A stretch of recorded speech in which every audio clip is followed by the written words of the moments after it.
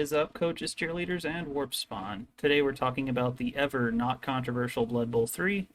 We're going to be talking about the ladder a little bit, Season 1 stuff. Right now we are in June of 2023. Are we still?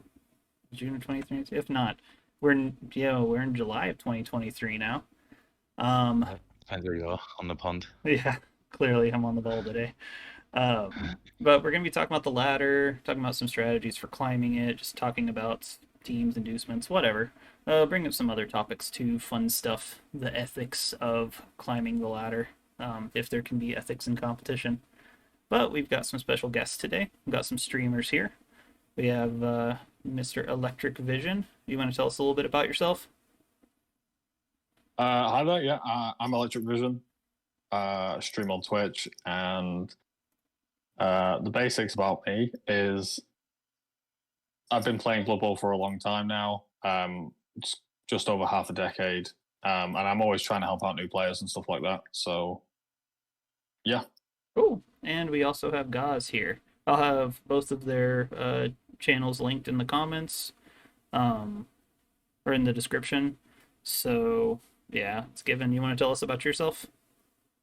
Yeah, sort of. I'm really new to the scene. Started Blood Bowl about 2-3 years ago. So I bought the well, it would be the 2020 season actually. I bought the season 2 Blood Bowl pack to play with my son. Mhm. Enjoyed that, and started looking for local places to play tabletop tournaments. Found that, and then pretty much at the time Blood Bowl 3 came out, I bought that. So I'm playing that, and the next thing my son says he's installed Twitch. So here I am. I'm Nice. streaming as well. Yeah, I've seen your promotional stuff around for sure, as I'm sure most people have seen mine spamming it everywhere. But That's it. hey, yeah, I teach people how to dodge on 6-ups ogres, so it's all good. sounds good. All right, so let's go ahead and jump right into it. Just wanted to go through like the teams. This doesn't have to be comprehensive, just enough that we can kind of get an idea, kind of what y'all's opinions are. Let's just go ahead and maybe we'll talk about like how easy they are to pilot, or basically if you're trying to climb the ladder with them, how good of a time are you gonna have? How much are you gonna have to focus versus, do you think you have a lot of bad matchups, that kind of thing. But we can just start with dwarves. It's a nice, easy topic, right? Little legs. Do you think it's difficult to climb the ladder with dwarves? Um, I personally have never played dwarves, but personally I like beating them. Yeah. Yeah. I find. Um, What do we got? What do we got? it's such a tough question, isn't it? Right? Because like everyone's like, oh, like dwarves, they're really strong. They get a bunch of block guard, and then they're just like this nightmare team. And I don't see it that way. Okay. I don't know. Right. Every time I've played dwarves, I mean, fair enough, and maybe I'm not playing against like the best players, but I think that dwarves get a bit of a bad rap. I think if it's new player versus new player, and so the new player is playing dwarves against another team, then they're probably going to have a better time. But if it's like high end versus high end, it's there's still a lot you can do until you get to the super high team value stuff. Right. Yeah. Yeah. Yeah. I mean, they're quite easy to clog, from an amateur point of view. When I've come in early on, I've had better results against dwarf, than I have against your elves and so forth, where they've got the pitch movement, and that's where a lot of more methodical logic comes into play. But dwarves are relying a lot on the dice to do the work, the block dice. Right. Well, they also, I think a lot of people get caught up on, having block and tackle and just thick skull just cause, and armor 10. Like, it can be really annoying if you're trying to play that, I'm gonna knock you down and knock you out first game. Um, you really just have to either, I don't know, in my opinion, you either have to engage on that level 100% and be built for it, or just not engage on that level at all. But in general, like if I just don't know how to play a matchup, I kind of look at the stat lines or look at the skills and I see what they don't have or what they're the worst at, and I'm like, maybe I should just try to do that, because they're bad at it. But with dwarves in particular, like I'm sure anybody who's jumped in with like lizardmen or something, like literally you get a skink and it runs back, and it's like, oh look, they can't even blitz me. I mean, I feel like Yeah, they're really exactly. vulnerable to that sort of thing. You just have to get through the wall, to get there. All right. Movement's the primary, isn't it? Really, let's be honest. Everything else is the system and the mechanics of the game. The movement is the foundation. As soon as you've got that distance and you can't be hit or you can't be taken, then the Yeah. security blanket's there. That's why I say Changes how you movement play the allowance game. is the most broken stat because like if I can even if it's like a 6+ dodge, 6+ pickup, 6+ pass, like you can still possibly roll dice to do it, but if they're out of movement range, you just literally can't. It That's becomes it. Game over. uninteractable. All right. What about dark elves? How are we feeling about dark elves? Oh, bludgeon dark elves. Yeah, they get I blodgy real managed to quick. squeeze a 2-all draw with them. As simple as you've got to remove them, in my point of view, as being a bashy coach. Hmm. Uh, yeah, and they are very difficult with their 9 armor as well. It's annoying when they just like step one away and they don't roll ones, and then you're like, well, I get a blitz at least, and that's kind of maybe they leave a lineman or two, buddied up somewhere to like tie up, you'll have one tying up two strengths four pieces, and you're just like, this is not efficient. But I don't know. I think also any team that has frenzy on it, I say it shrinks the pitch because when you're doing your starting setups, you have to be so mindful of being the two away from the side. Yeah, Yeah, exactly. And like even in certain situations, it can be even worse than that. Like if you're free from the side, but you're tagged, like that's like all you need is an assist to block it an extra square, and then it's within that two range, Mm-hmm. and then that's it really. Like I I recently got the achievement literally on stream in my last game for surfing more than four players Okay.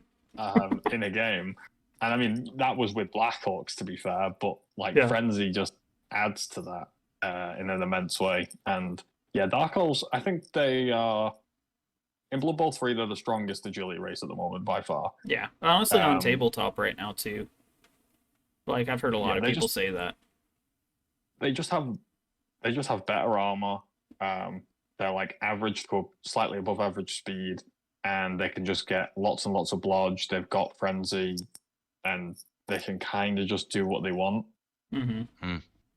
yeah. I really struggle against dark elves. I mean, every time it's uphill and you're relying on, from a bashy player's point of view, you're relying on them to fail most of their rolls, which is very rare because it's all ones.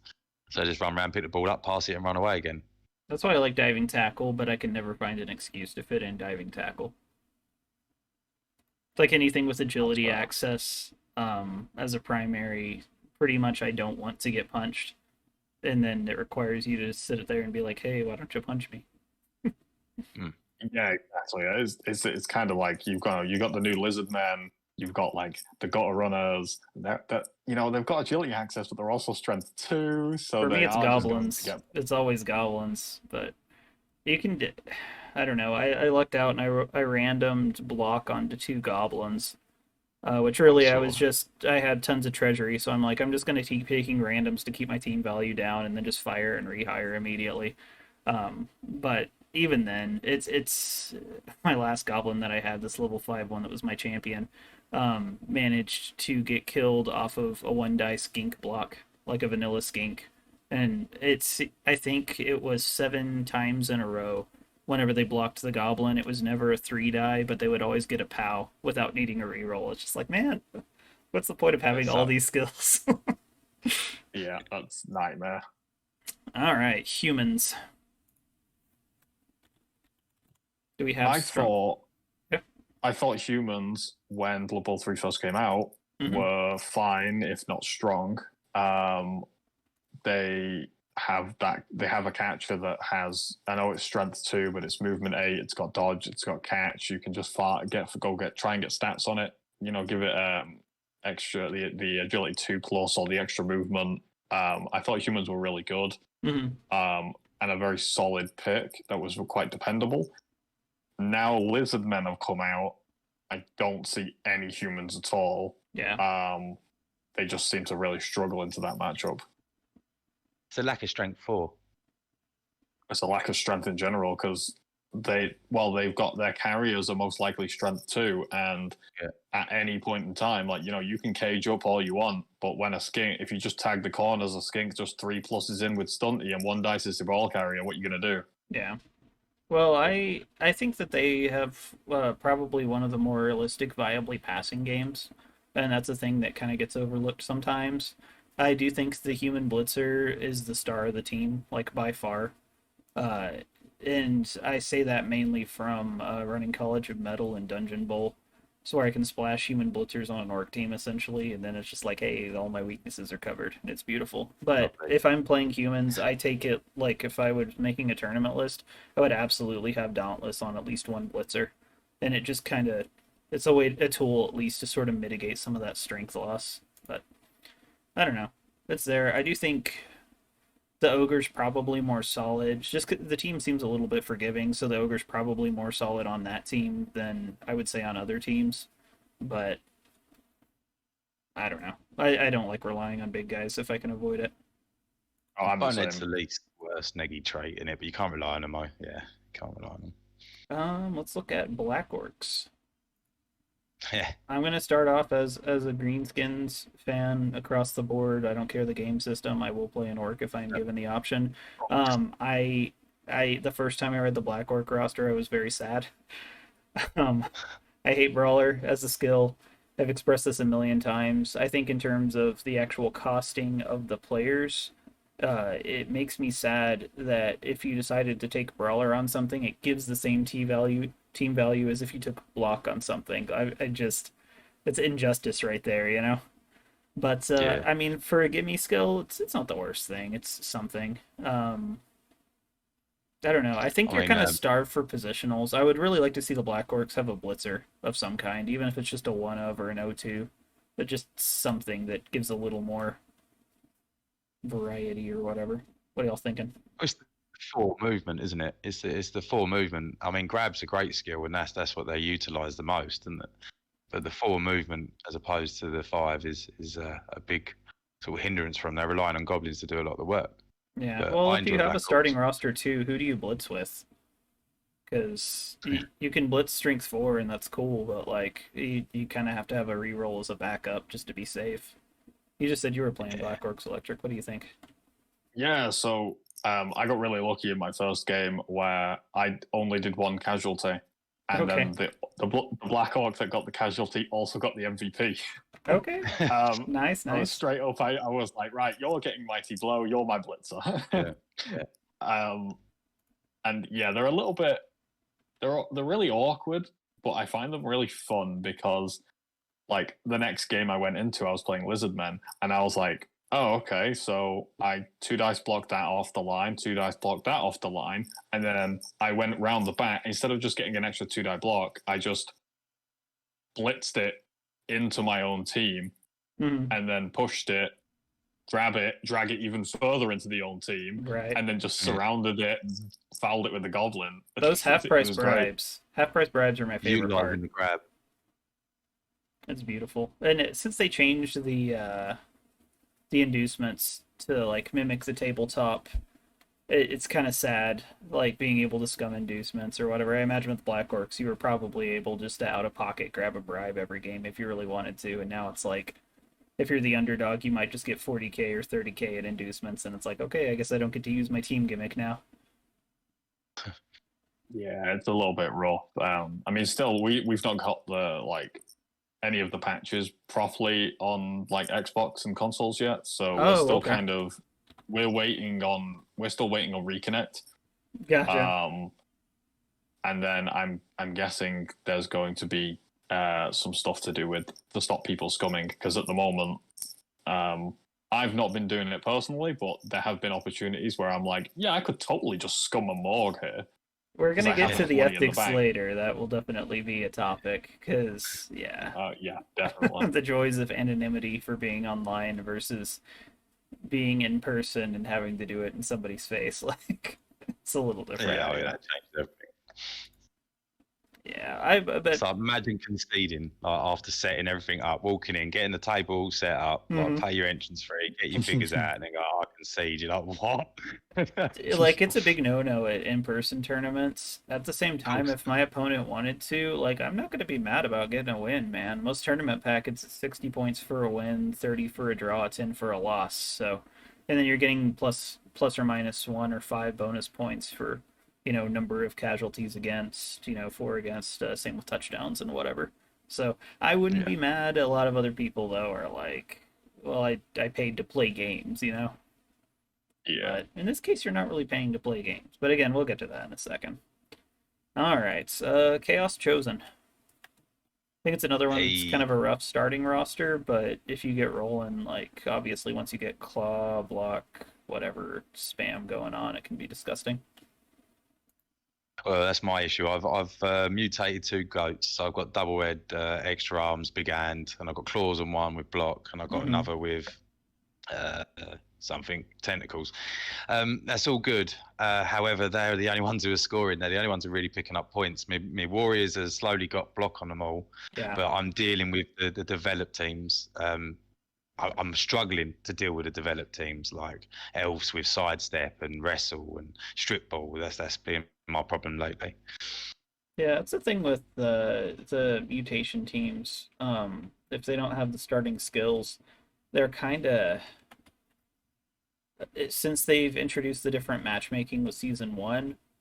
This is a theory I have out there. I have not crunched all the numbers on it, but it's something I'm kind of feeling just from playing. But I feel like if you are doing even team values, if we're pretending that team values are an accurate measurement of the power of a team, that means tier 2 teams and eventually tier 3 teams are always going to be at a disadvantage. Because even if you have, let's say you have a black orc team and you have block across all the players that you need it on, those are added skills, it's added value. Whereas your dwarves or your regular orcs, you might have as much block as you want. Instead, if you're the same TV, that means you're adding guard, or that means you're adding, your tackle piece or your kick piece or your extra sure hands or whatever. You know, I feel like I don't know. I also kind of miss. This is just a personal preference thing, but I miss the crazy matchups. I miss where I could induce Morg and a wizard and get like a master chef and whatever. And it was hilarious to draw those teams or to kill off one of their players. But I understand why it's more competitive, But I do think it creates its own host of issues. But anyway, it's not what we were talking about. Yeah. But the chosen. So, what big guy do you take for chosen? I've switched from the ogre now to the minotaur. I'm having a bit of fun with it, but when it's decked, and you don't want to blitz. You've got problems. I love Minotaurs, man. I love them, but they're not the best. Not all the time. Yeah. Um, I think for big guys, like if you want a reliable one, ogre, just in general as big guys, like I don't really take trolls that often, but if I ever did take one, it's you throw guard and you let it sit there, and that's 99%. Maybe if you get a squishy target, whatever. But yeah, I would if I was trying to keep my value low, then probably troll. If I'm trying to like actually have fun, then I'll definitely play Minotaur. But that's the other issue with the Minotaurs with its movement. You'll blitz in, and then you have like 1 or 2 squares you can step back, and at armor 9, that's rough. Yeah. I do like that. I mean, yeah, if I can get away with it, I'm not running a big guy. yeah. I normally don't. Right. Yeah, like with Not 4 bad. strength 4 and horns across the board on the strength 3, so you're always blitzing on strength 4. Yeah. I think they're a bit of a rough starting team, but because you're picking up block on a few warriors and a few goats, and then other people are picking up either block on like their other pieces, but then they just have more block than you, Mm-hmm. or Yeah. they're picking up guard, mighty blow tackles, and that sort of stuff, and then it's just attrition and stuff, isn't it? Yeah. I think they're pretty good at the moment, though. I think if you lose a couple of goats or whatever in the season 1 at the moment, I think that's absolutely fine. Yep. Especially because of the way bronze works now, where you don't really lose SR, so it's not too bad. That's true. You can definitely abuse that a little bit.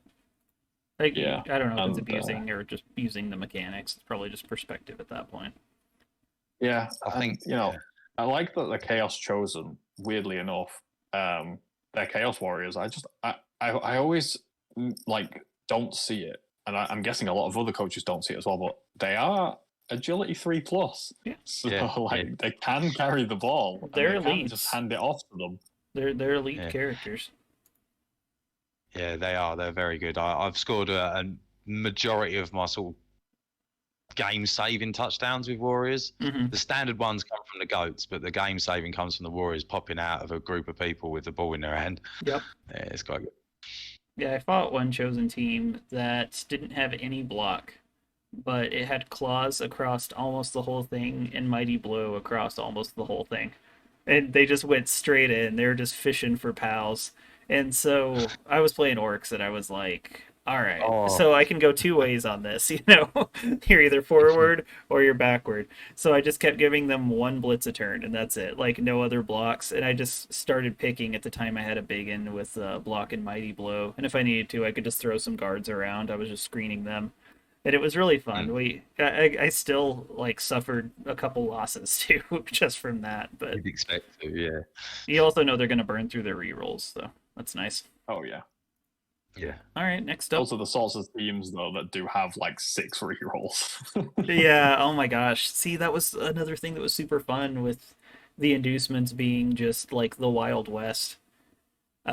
If they just inherently had all the rerolls, you're just like, yep, wizard, whatever. Like just because you can. Running through with your shopping cart, yeah. Next up, let's talk about orcs. I mean, I'm a fan. They're solid. I hate orcs. Really? Like you I hate hate playing orcs so them or much. you hate playing against them? I hate playing against them. Okay. They were really really good in Blood Bowl 2, and then they were like, oh, you know what we could do? We could make all of their strength 4 one movement quicker. Yep. And it's just like, Yeah. why? They were But we have already, like, animosity. amazing. Clearly, it's a trade. Oh yeah, because they're Yeah. passing the ball a lot. Yeah. No, I mostly use goblins for ball handling, and they don't even have animosity. So my Yeah, only exactly. complaint, and this is less of a Blood Bowl 3 thing. It's more of an in-person tournament thing.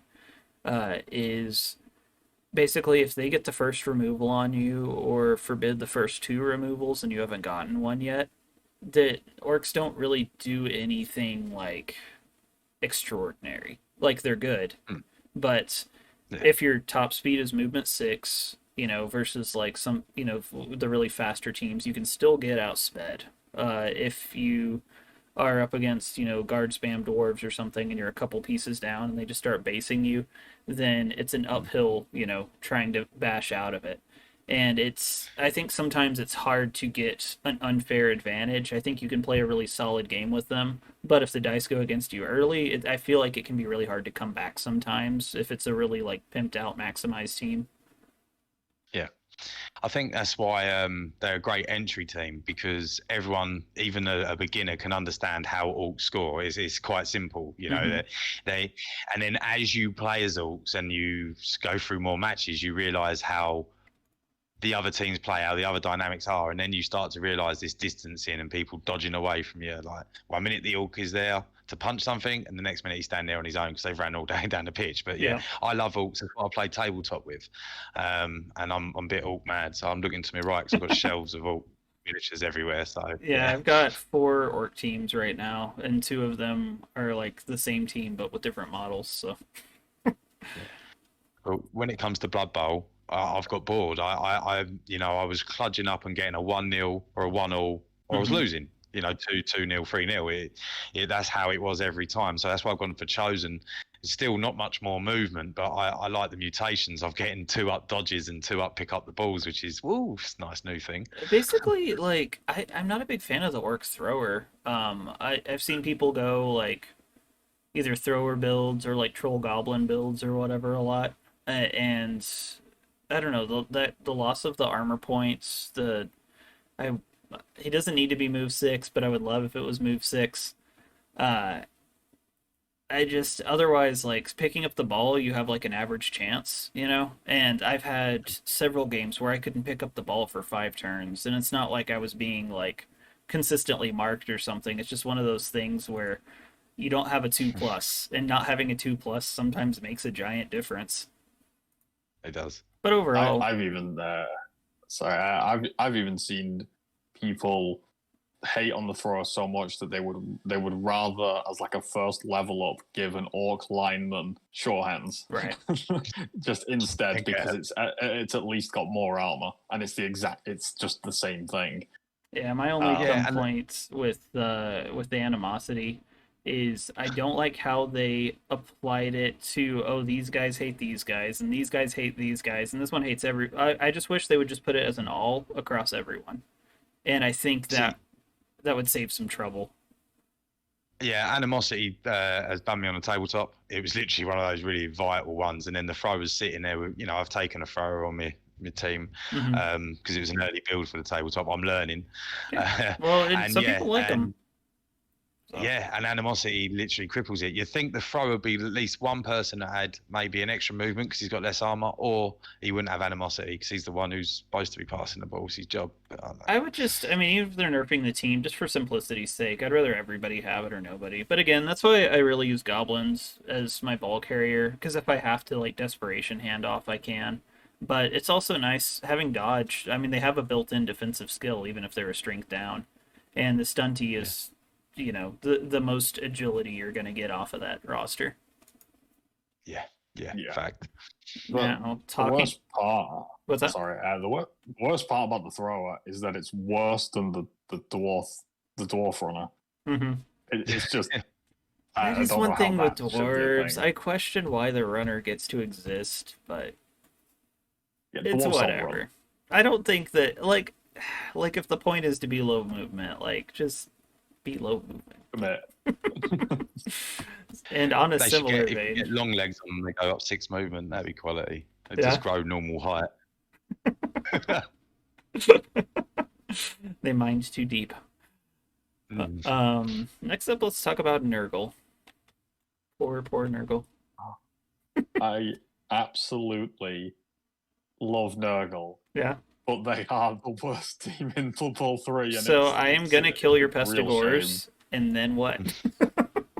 Yeah. Exactly. Like, I've had it where I've seen people that they've obviously been playing Blood Bowl 2. They rock up with the standard, oh, it's a 2 reroll build with the Beast and 1 Pestigore, and then I go, okay, and now your Pestigore's dead. Now what? Like, you literally just can't win now. So you can't start with the Beast anymore. You have to have at least 2 Pestigores.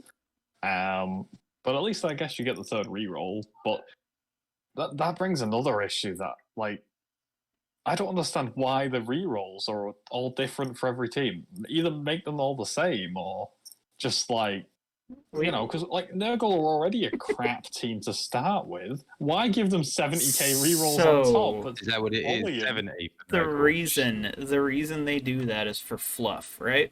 So Nurgle are less likely to work together, like, they're kind of like more mindless, I guess, or whatever. So that's why it costs 70k. That's why Chaos Renegades, because they're all doing their own little thing. Like, that's why theirs are 70k. The problem is the teams that suck already are given these overcosted rerolls. And my thing, if they're going to do that, I think this could be universal. Like, first off, if someone ever disagrees, I just ask the question, what team that has 70k rerolls would be broken if they had 60k rerolls? Or 50k. And the way I think you should go about it is instead of 50, 60, 70, go 50, 55, 60. And it's a minor difference, but sometimes that 5k can make a really big difference in an opening build, or 10k or whatever. And I think it would just kind of like make the gap a little less of a gap. I think, I'd agree on that. They've got a very complex algorithm behind the actual structure of the stats for all the players. You can see, I think it's probably done on the TV value, so extra movement's going to increase it. That's why elves are quite expensive, because they're getting the agility to 2+. Agility 2+ is a skill. Exactly. So the cost in balancing, that's where the rerolls are, because you're always 10 short of that third reroll or Hmm. second reroll. You're always just short. So it's a very fine line to balancing it. But I do agree that some teams their reroll cost is too high. I think also it affects your starting rosters more. Mm. It kind of kills some of the creativity because because they double later on. You kind of have to ask yourself if you're looking for that third reroll on a team, like, do you really just need to get it right away? And if not, how many games are you suffering without it on a team that probably doesn't even start with block and dodge, realistically? It gets really rough. I just feel like it over punishes a little bit, but Yeah. I don't know. That's just my take. I also play terrible teams, so I'm gonna be biased. All right. We'll have the little stepbrother of the Dark Elves. We got the Elven Union. Yeah. Yes. I think I played like 6 games with Elven Union, and I won like 3 of them. And like I didn't walk out of any of them unscathed. Obviously, if the opponent rolls average, you will lose at least a few pieces. I think with some development, they could be really gross, but with how bashy the ladder is right now, good luck keeping them around, I guess. I don't know.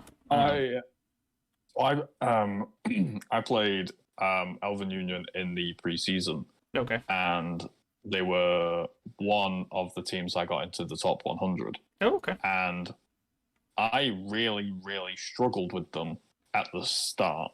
Hmm. At the start, like I have enough catchers, and you have your blitzers, but you don't have any dodge, and Right. it feels awkward because you feel like the catchers should just kind of run past everybody, and then like if they live, you can throw to them, and they just nerves of steel on a 2+, and then get out. Hmm. Um, but they don't live, Right. so you can't just do that.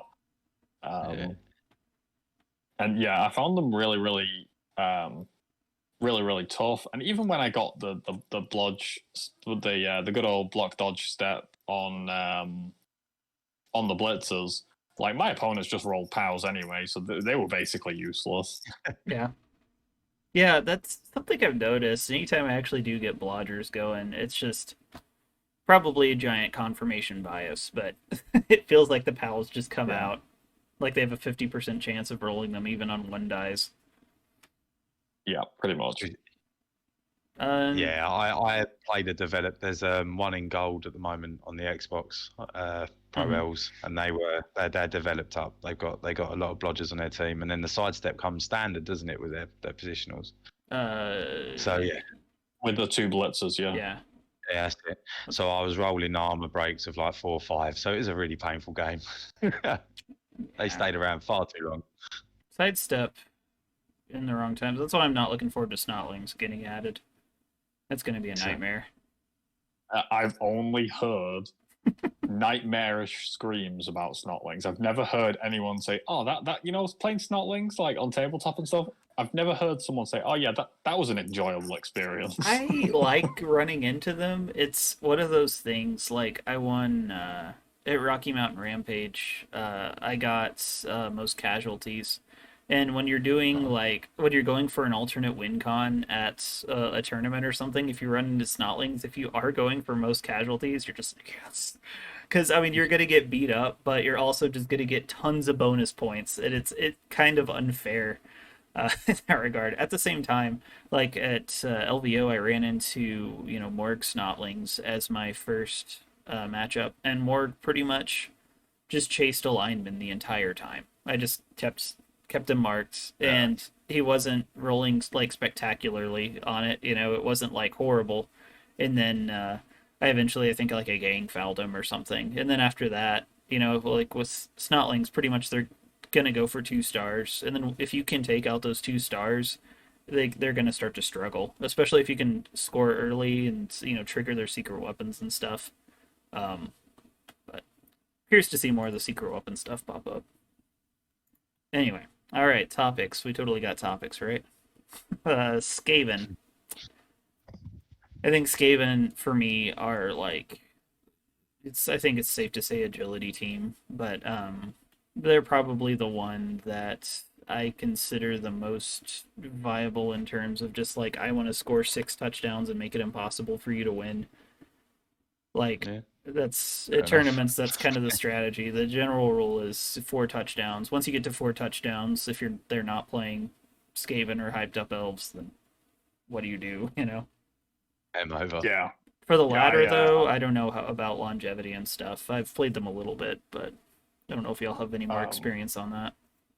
yeah. I played a ton of Skaven TV.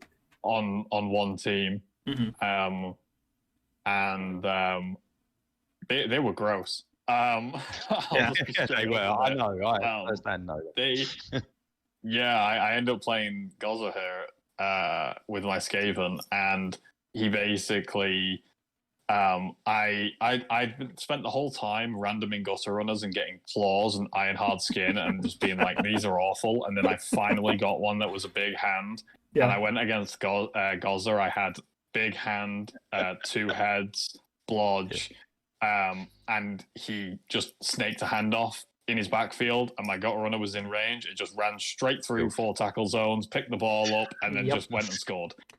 I Um, mean, I mean, like mega skinks essentially. yeah. Yeah. Yeah, it's a two Don't plus. drop the ball. I've told the lads I'll sack that guy. Well, I it's think frustrating the best, too. I'm sorry. I was just gonna say the best thing about Skaven, in my opinion, was that they were the only team for me in the preseason that weren't boring. Okay. Because they never got to a high team value. They took so many casualties. Like I Mhm. had my thrower die like 4 times. I had guard blitzers, killer blitzers die all the time.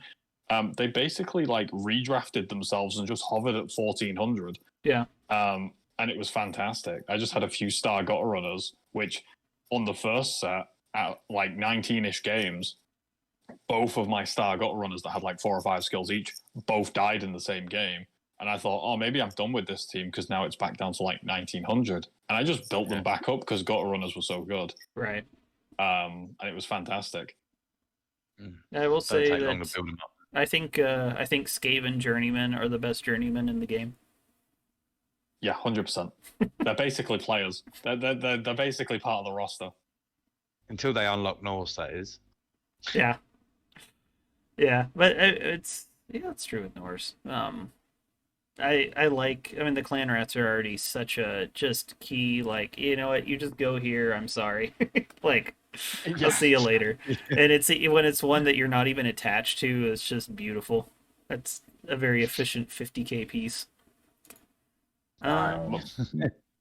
Most of my wins is just sideline cage and then just like, I'm so sorry, line rats, just push into them a bit and try not to Well, die. it's like turn 14, turn 15, and you're even like, well, I have to take 3 dodges to get through. You know, they have zones across the board. Sometimes it's just gotta work, and you just, to me, like, you know, again, people are like, oh, playing against dwarves is boring or whatever. But, like, if I lose to dwarves, if it was a bash fest, if I at least got to hit back, I felt like I did something. If a 2+ rat just dodges through me and I was set up as optimally as I could to defend, that's literally just like I could have done nothing here. Nothing. My option Yeah, was nothing and lose. Like, in the preseason, I beat a dwarf team 7-0 with Skaven. I believe it. And it was just, oh, that's just harsh, isn't it? Yeah. Glorious. It's glorious, Evie. All right, Imperial Nobility. My initial thoughts: Great defense. a little Great overcosted, defense. and I think that's the biggest weakness. Otherwise, I think they're solid, but it's kind of hard to pick a reason to take them over humans if you're just looking at raw stats and stuff. Well, I don't know, because you've got the bodyguards of very, very good pieces. I do To like the start bodyguards. with Anthem and Wrestle is very strong. But I've never really actually played with them much. I think when I got the box set, I played with them, and then when I've played against them on there, if you don't remove them in the fen's a bit of a pain in the rear. But I've not played with them much myself. On tabletop against Corn, it's like the worst thing ever because Fend cancels out Frenzy. It just completely undoes your entire team. But Yeah, the yeah. armor 8 on the lineman, Mm. it feels real bad. I feel like they could have 50k rerolls. That's another one of those teams. Yeah, they are definitely like overcosted. I feel like the blitzers going down from like if we can kind of compare them to the Bretonians, like going from like 4 positionals to 2 positionals, and then they also kind of lost Dauntless, and Hmm. it's just and it feels really bad because they really struggle against the strength teams. Their offense just feels horrendous, and it feels like you get almost lucky to get a good offense going. The defense is fantastic. They're an amazing defense team. Hmm. As much as I like the bodyguards, especially once they get guard. Um, like what I was doing when I was playing them is like, okay, yeah, we just slap guard on them. They wrestle guard, stand firm, and they're like the most annoying thing ever. Yeah. And then I just like save up to try and get dodge, because they don't really need anything else apart from maybe tackle. Um, they're super annoying to play against. Yes. But whenever I play them, they seem to fall apart, Yeah. which is a real shame. Well, that's what I was gonna say. Is mainly a bash player. Like I'll just kind of bully whatever the best available target is and try to get the numbers game up, and that snowball can kick in real quick. So even if you have good defensive skills, it's like I'm just going to take advantage of it. And especially you have to watch out for if the opposing team is set up to foul a lot, then wrestle can become kind of a liability really quickly. You have to be super choosy about where you're going to let it happen. That's a good point. Yeah. Let's talk about the Renegades. Chaos Renegades. Sorry, Chaos Pact for the old timers. Um, they are really fun, but also really frustrating. They have a great Is what I personality. found.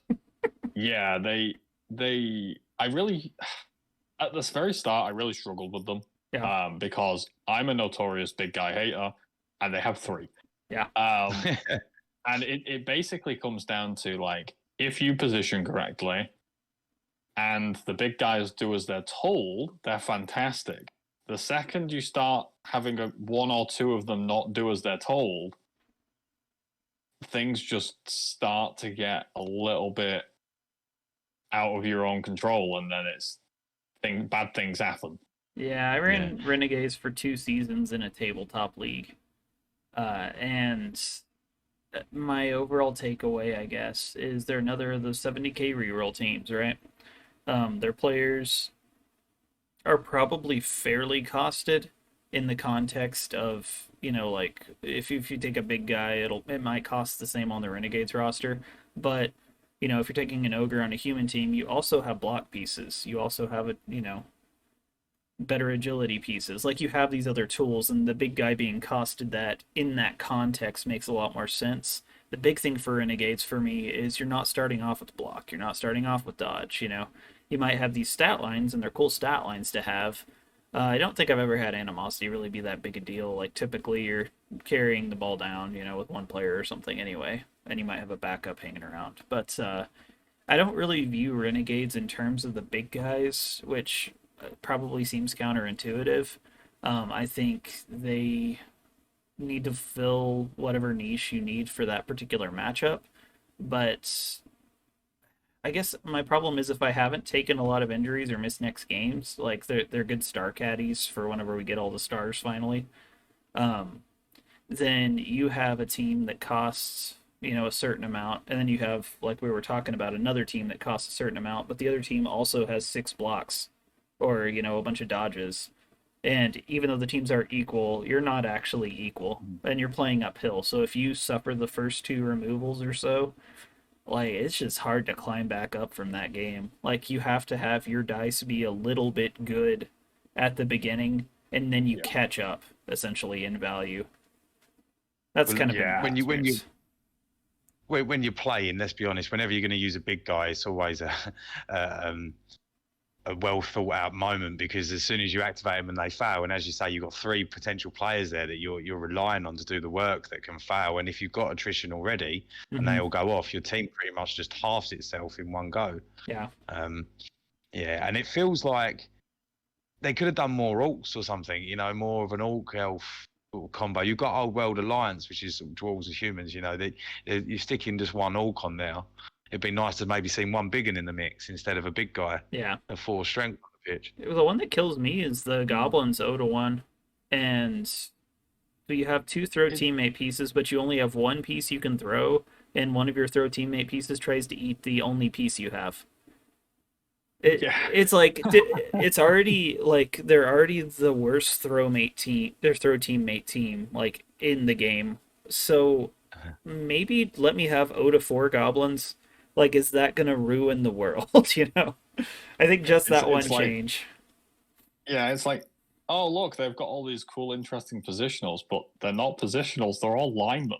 Yeah, like yeah. When I was playing in League, like there were people that have been playing the game for a while, and every time they're like, "Oh, the elf has dodge," and they're like, "Oh, the orc has block." I'm like, no, I have animosity. I mean, that'd be good, wouldn't they? If they had a, you know, rather than that, just one of every type positional from, you know, an orc blitzer, an orc big guy, yeah, and then have an elf. That'd be nice. That'd be a nice little mix-up team there, wouldn't it? It'd have a bit of diversity to it. I like the team. I just if your dice are bad early game, like you can say this for any team, but I feel like the clapback for having bad dice early on with renegades is disproportionately punishing. Yeah, or if the rat ogre decides to high roll your orc, then you're in trouble. I understand the rat ogre. I get it. I understand the numbers argument. I don't like the likelihood of killing my own pieces, and I like the Minotaur because it keeps its tackle zones even if it wins. I know you lose your action, but to me, potentially losing a player on an already like volatile roster, I ended up taking the Minotaur over the Rat Ogre after I lost my first Rat Ogre. But again, I understand the argument. I do think the Rat Ogre is technically better. It's just the Minotaur's cooler, so. That's fair. That's fair, yeah. All right, OWA. Old World Alliance. Okay, so I have a unique take here, maybe. Okay. Okay. I went into Rick Reckless's chat and I was like, "Why do OWA suck?" And he was just like, "Well, I don't think they do." There's always the one guy. There's the one guy. He convinced me, and I was like, "You know what? Okay, fine. You know, I'll play them on stream." And admittedly, I got really, really lucky. Because I got a move increase on my human catcher, and then I was like, I'm going to save up for another stat, and if he doesn't roll what I want him to roll, he's going in the bin. And then he rolled plus agility, so I had a gutter runner on the OWA team. Oh no! Nice. And then I just slapped guard on all the dwarves and put guard on the tree. And I kept them all together as this big bulky front line. Yep. And then I just started like messing around with all like the human lineman positionals, giving them all block, giving a couple tackle and frenzy and stuff. And all of a sudden it was a really kind of front line, back line sort of team that has some mobility and can just clog up the middle of the pitch. And they were a load of fun. I don't think you can compare their dwarves 1-to-1 to like dwarves. If you try to do that, you're gonna feel really bad about it.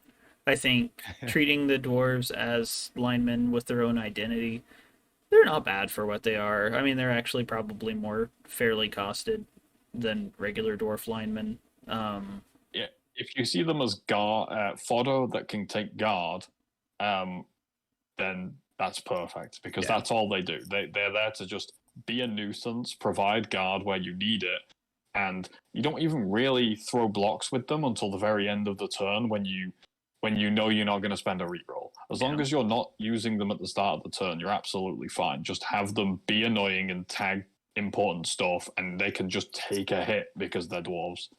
Yeah. So just clog it up with them. Yeah. That's kind of what I feel like dwarves are in spirit anyway, even if they're not like as min maxed. I will say, not related to Blood Bowl 3, but a lot of tournament packets are super, super generous about giving OWA lots of extra skills. And I have fought some disgusting OWA teams in tournaments because they're just able to load out. Everybody has at least one primary, and you're like, all of a sudden, this team's a giant threat. But I will say, fighting OWA killed the catcher. Like Yeah, pretty much. If they let you kill the catcher, then they did not do their job, right? Yeah, that's the basics. All we've got left is Lizardmen. I don't know if anybody's gotten the chance to play against any Lizardmen or not, though. It's only been like 75% of my matchups lately. Weirdly enough, Well, on tabletop, they were the second team I bought because I thought they were great miniatures, like, as in models. They're fantastic. And even in the Blood Bowl 3, they've done a real good justice on the artwork with the lizards. But personally, I'm fed up of seeing them. Oh, totally. Absolutely. Again, for the future viewers, 20 years from now, it's July 2023. So context, it's basically new team dropped. Anything that's, an online service kind of game, when a new something drops, you're just going to see it spammed constantly. And that's definitely what we're seeing here. So if that provides any context for our commentary here. I've seen more orcs than lizardmen. Really? Yeah, I mean it's close, but I've seen mostly orcs and lizardmen, but orcs have been like the more common because I feel like on day 1 and 2, I wasn't able to play the new season. My Xbox blew up. Oh, okay. Essentially, it just died on there, and it was like, yep, nope, can't fix it. And I was like, all right, so I had to get a new one. So I missed the first couple of days, and then I guess everybody in those first 2 days were like, I'm so sick of lizardmen that I'm playing orcs just to beat them. Yeah. But yeah, they're a lot of fun though. Like I got block on most of the Saurus, and then I was like, right, slap a frenzy on one. Yep. And then I got super lucky on my randoms. I got a first random skink got dirty player, second random skink got wrestle, and I was like, oh yes, this is exactly what we want. Yeah. I mean, they're agility team, aren't they? Really, the lizards are agility team. They're dressed up as a bashy team, but they focus on their agility to win the game. Well, they're hybrid, but I think the skinks are better than the Saurus. If we're just applying whatever, I like Saurus, but the skinks, they can do things that feel unfair at times. Whereas if you're going to get bashed in the face by a strength 4, you're like, okay, cool. If you get tagged up by a strength 4, you're like, all right. Like, I don't know. I guess I can just accept that better. But again, it's not quite the gutter runner level, but sometimes a skink breaks through. Like, all right, cool. I cannot stop you from scoring now. It's done. Yeah, I had a match against orcs where they were like, okay, yeah, we've ran down one side of the pitch, we've tagged up most of your Saurus, we blitzed down one the previous turn, and we've like screened it all off and stuff, and they were like, yeah, we're pretty much guaranteed to be safe. And I was like, I see a T-shape. Yeah. But I have to dodge in a skink into 3 tackle zones, but it's got stunty, so it's just, okay, the 3+ in, easy. Pushed one of my Saurus onto the ball, and then pushed it off the pitch, and it's like, oh, you weren't safe because that's a skink. Yeah. And it's got stunty. It's just unlucky, really, I guess. Yeah, skinks are also one of those things that sometimes you'll punch them. You'll be throwing 2-die punches at them, and you might throw 3 in a turn, and you don't see a knockdown. Yeah, they either like implode, or they just feel like they're invincible and they can do whatever they want. Yeah. We love a blue puff of skink explosion, don't we? We love it. But I mean, against the good coaches with the Lizardmen too, you're not going to get a punch on those skinks for the first few turns. Yeah, exactly. I mean, the most extreme I've seen is on Fumble, where it's just a different level. But I've seen a whole team of skinks on Fumble, and just to go back to Snotlings, I've seen probably the most two disgusting trolls you've ever seen. Yeah. They've been redrafted and redrafted. They had pro block. I think they had dodge. They had everything on two trolls. And it's like, I'm new to this game. I'm trying to work out how to play it. Right. So, yeah. So there's our wrap up of the teams. We'll just end this segment with do y'all have like what's your team like that you just go to? What's your one like if somebody was just like, "Hey, I want to challenge you, fresh team to fresh team, go." What are you picking? From my heart, Orcs, from trying to learn and get better. I need something with a bit more movement, so I'm trying to change. But Orcs, I'm Orcs at heart. Okay.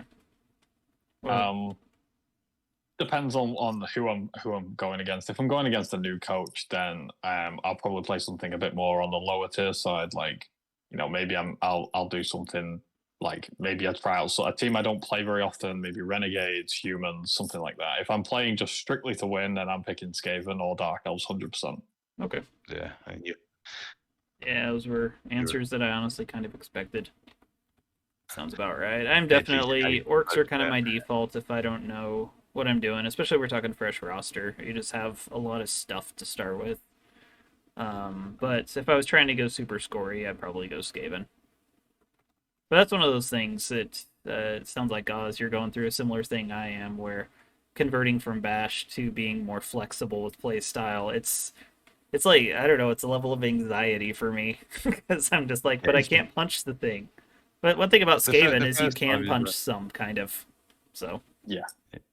Yeah, it's early on. It's like, I can punch people, and then you're like, wait, there's a ball, and then where was he? He was here, and now he's gone, and you're like, okay, I've got to learn the apex of the game, which is really the movement and the ball play. So yeah. My next tournament, I'm taking Tomb Kings. And like my last tournament I took them to, I didn't read the custom kickoff table they had, but the number 8 result was basically the equivalent of pouring rain. So I'm sitting there with my 5+ rerollable pickup as a default. It's like, all right, fine. That's the one I ended up going for casualties on. I was just like, I'm just going to spam as many 3-die blocks as I can here. So for inducements, rather than going through them one by one, what do y'all like if you end up getting a little bit extra cash or whatever? What inducements do you find yourself gravitating towards? And keep in mind, from what you're saying, Xbox, the inducements still work the same way, but on PC, right now the underdog cannot spend any money. So it's the overdog has the chance to spend money on inducements if they want to. Then the underdog gets the amount they would difference for like the team value plus what was spent, but they can't spend any from treasury. So if that adds any context, basically, if you have 140k as the underdog, you cannot spend 10k to get a wizard. You're just stuck at 140k. It's kind of annoying. Yeah. So I'll always take a wizard with agility. Sorry, Evie. No worries. So without obviously all the scumming and whatever that's going on console at the moment, I feel like low team value, if you are one of the rosters that only can get 2 rerolls, if you've got 100k, getting a reroll is super valuable. Okay. I'm not a huge fan of the wizard. It's still okay. Yeah. But polymorphing something into a frog on a 3+ is just 33% chance it just doesn't even do anything, and it's 150k down the drain. And it's a coin flip on the fireball too. Yeah. I've been learning a lot more foul play because it's becoming like it is just the way 2020 is driven. Yeah. So obviously, like picking up a bribe is always good. And I think the last thing you probably want to take into consideration is your own roster. Like if you've got only 11 players, and you can pick up a star, try and pick up a star that maybe is doing something that you're lacking, or at least boosts what you're already doing. Yeah. You can also just do it as a body. It's nice to have a body that you don't actually keep the injuries from. They can make really good blitz bait. Is it worth getting a merc if you're down a positional? I'd say It It really, depends. yeah, it Yeah, depends on how much you have what to positional? spend and how key the positional would be for the matchup. Yeah. The only reason I really like wizards on Blood Bowl 3 is because nobody ever looks in the top corner to see that you have a wizard. And I keep hitting up to like 7 players at once. And I'll inevitably, if I'm getting like 6 people, I'll probably get a KO off of it just because I clicked the button once. And for example, one game, the guy had his rat ogre, 3 gutters, and then 1 gutter. And I'm just like, why Oh would I no. not just bomb this immediately? And I Yeah. injured 1 gutter, I KO'd one, I stunned one, and I think I stunned the rat ogre too. And that was just See, like, because I can. yeah, that's why I like the Whizbang. I know you're saying that if they forget about it in the top left, but it's also when they know you have got one, it sort of changes how they shape up their players. Yeah. And I will always take it against like a dark elf team or something and wait until like I had one where there was 2 blitzers, a lino, and a witch all within range. So I was like, I'm going to just fireball that, Yeah. and I took the witch off the pitch, and I think I stunned the blitzer. Um, yeah, I like that. I like that one, I but think I've got that to learn fouling. Yeah, I think the correct time to use the wizard is on turn 1 or like turn 8. I don't think that either anywhere in the middle is the right time to use it otherwise. Yeah, Turn Um, 16 would be funny. I do love bribes like though. Bribes are huge, like y'all are saying. I'm curious to see whenever they put the sneaky get nerf in. I don't know if y'all are familiar, but in tabletop currently, when you do sneaky get, you no longer get to continue moving after. And yeah, I that's saw the errata. huge difference, huge difference. But as far as the latter, if I can take a sneaky get gobbo, like I'm gonna take a sneaky get gobbo. The skill's just crazy good. Yeah. I think something else worth noting on inducements. This is one that I have learned. People ignore the biased referee, but biased referee bypasses sneaky get. So if you see they have a foul team, if like I've seen Blackwork teams where they have 2 or 3 sneaky get players on their team, or if they actually go all the way with a dirty player or something, or you're pretty sure they're getting bribes or something. If you go biased ref, it just completely wrecks what they're doing. Oh, I actually had that on stream. Nice. Lizardman matchup against someone I'd already played against. They were on stream as well, and I literally got told about it by someone in my chat. They were like, "Oh yeah, they're streaming too. Their record's like 3-2-11." And I was like, "Wait, I remember that person. All they did was foul me because they had 2 sneaky get skinks and they had a pile drivosaurus, and they would Nice. just foul every turn." And I was like, "Yeah, I'm just gonna get a bias ref here," and Yep. it completely screwed them. Yep. Excellent. Oh yeah, I was doing standard like 4 guards, sneaky gets, bribe, like orc roster for a tournament, and one of the snotling players had the biased ref, and I'm like, all right, I Hmm. get one less blitz a turn. That's cool. I suppose that comes down to getting the right profile of your opponent when you're at the sort of Just look at their inducement stage as well, skills. having a good look at what they got, yeah, and work out what they're setting up for. Yep. And the same thing too. I always throw this out there. If somebody takes the fancy passing skills, any of the weird stuff that you actually have to read the description because you're like, what the hell does cannoneer do? Like whatever. Be careful and play around them passing. Because if you get caught off guard, if you're just like, okay, I'll cover 3/4 of the board, and you leave like even one flank open, all it takes is somebody runs through, pass. You can't do anything. Done. But a lot of those skills and stuff that can be a good giveaway of what's going on. All right, we got a couple random questions here. I've heard people say if you start a new team, you lose a whole lot on purpose, lose like your first 10 games, but just try to level some pieces, then climbing the ladder gets a lot easier. Would y'all agree or disagree with that? Uh, Never play to lose. Um, I think I actually had a discussion with someone who was adamant that that's the way to play. Yeah. I totally disagree. Just because, like, okay, yeah, you lose your first 10 games. You can't concede them either because then you don't get any star player points. Right. So let's say you lose your first 10 games, but you've now got like block on all your important pieces, and you've got like a bit of mighty blow, a bit of guard, and you're feeling strong now, like you're still going to get matched up against good players eventually, right? Like it's not like oh, okay, you're still in bronze, you've lost all your games, but you've got a 1700 team. It's not like if you go on a winning streak and then end up in gold and platinum, you're not going to run into the 1700 teams anyway.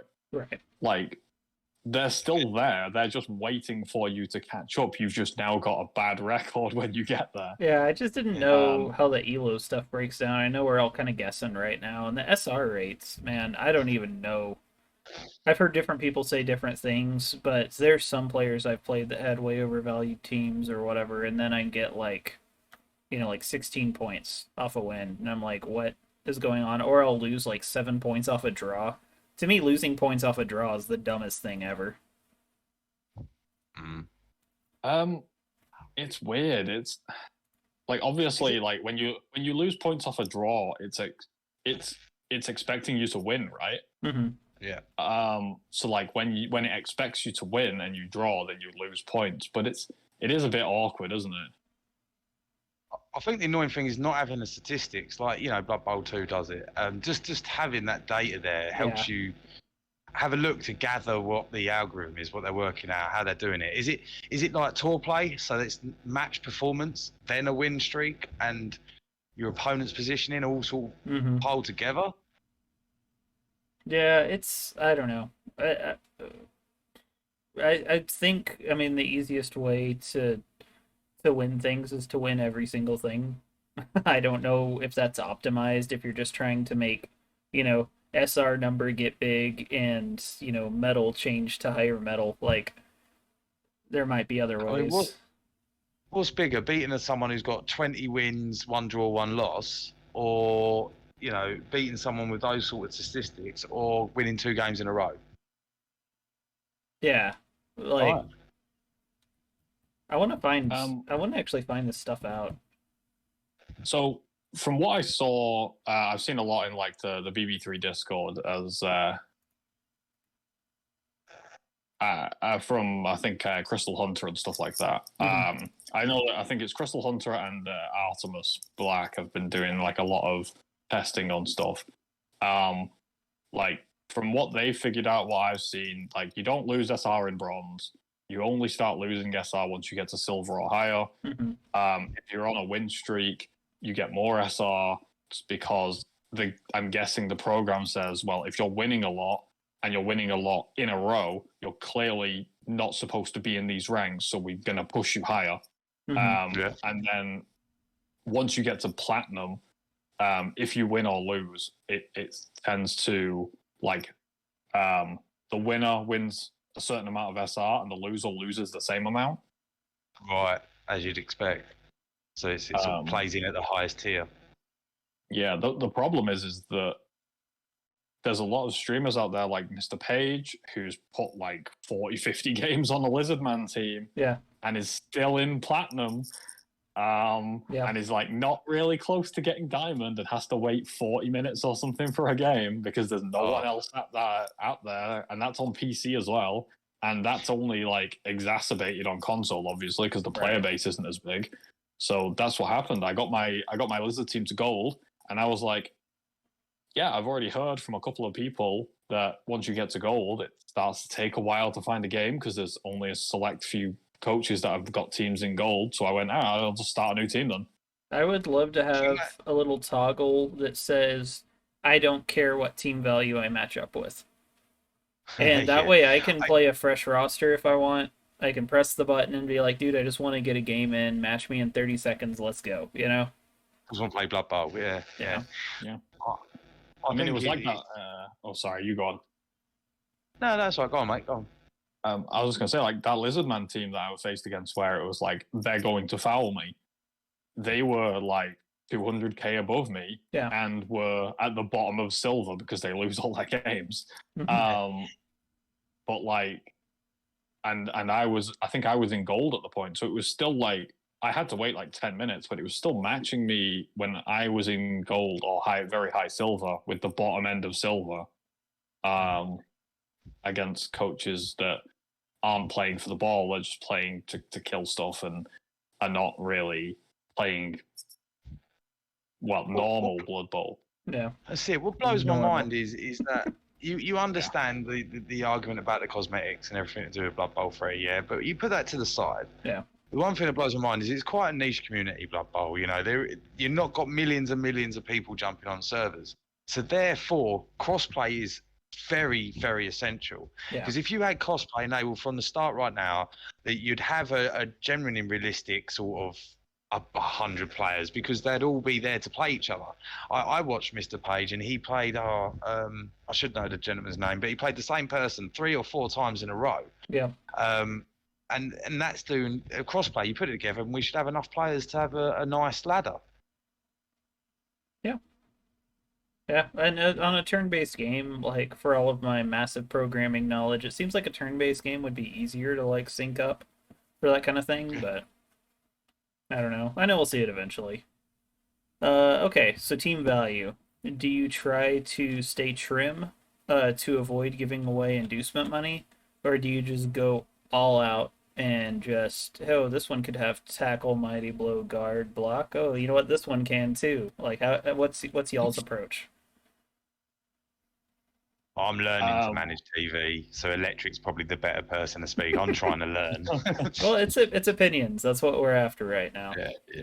Yeah. I mean, because obviously, I'm very much like, I played a lot of Blood Bowl 2, and Blood Bowl 2 is very much keep it trim and try your best to keep it as trim as possible. Yeah. I feel like while that's a good idea in theory in Blood Bowl 3, whereas I do like to try and keep trim, and I can, I try to random whenever I can to try and trim it a touch. Yeah. I feel like having the extra bench is massively important. That's super important. Yeah.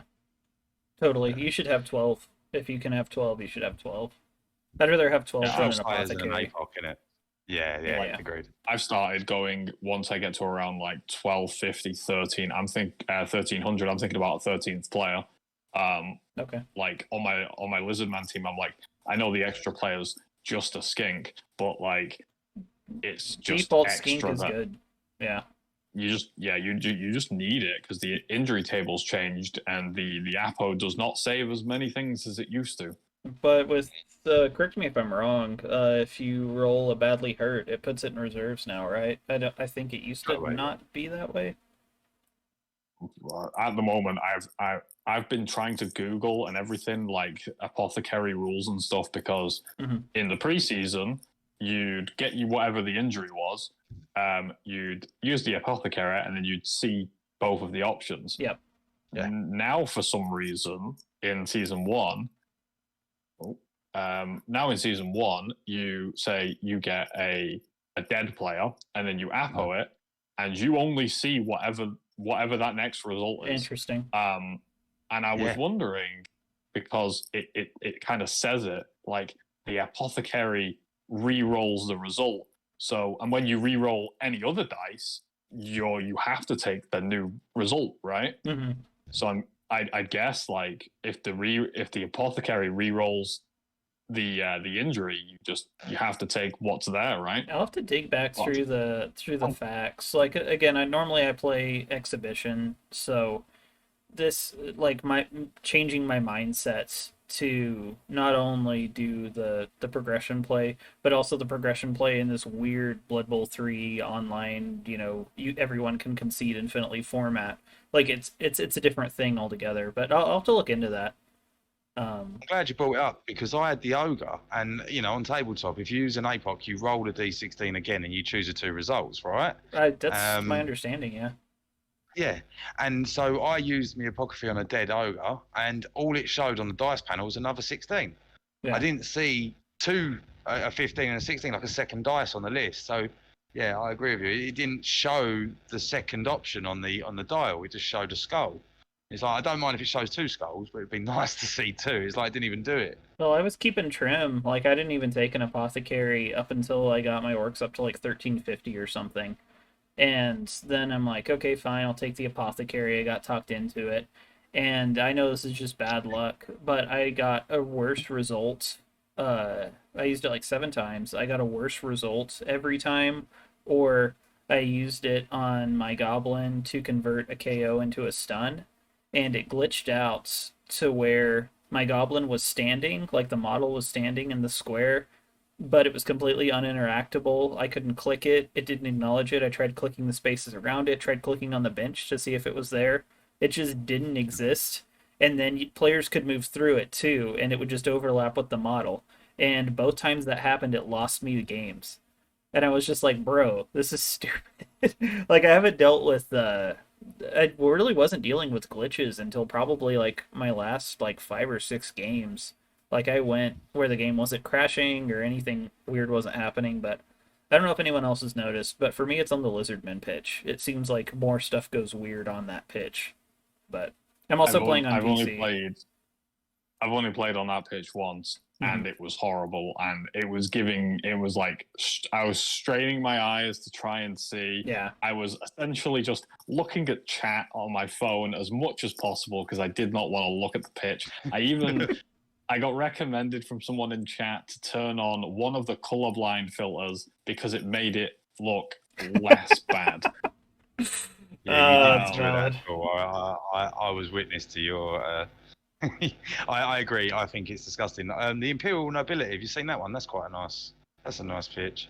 Yeah, I Like just that used the one. Yeah, orc it looks one. like it looks like the Astro Granite pitch, the Imperial Nobility one. It looks super clear and everything. I've seen screenshots. I can't wait to unlock it, to be honest. It's like the other side of the actual board, the Blood Bowl board. Yeah. That's cool. Yeah, that sounds nice and like actually laid out well. Okay, so let's talk about some ethics.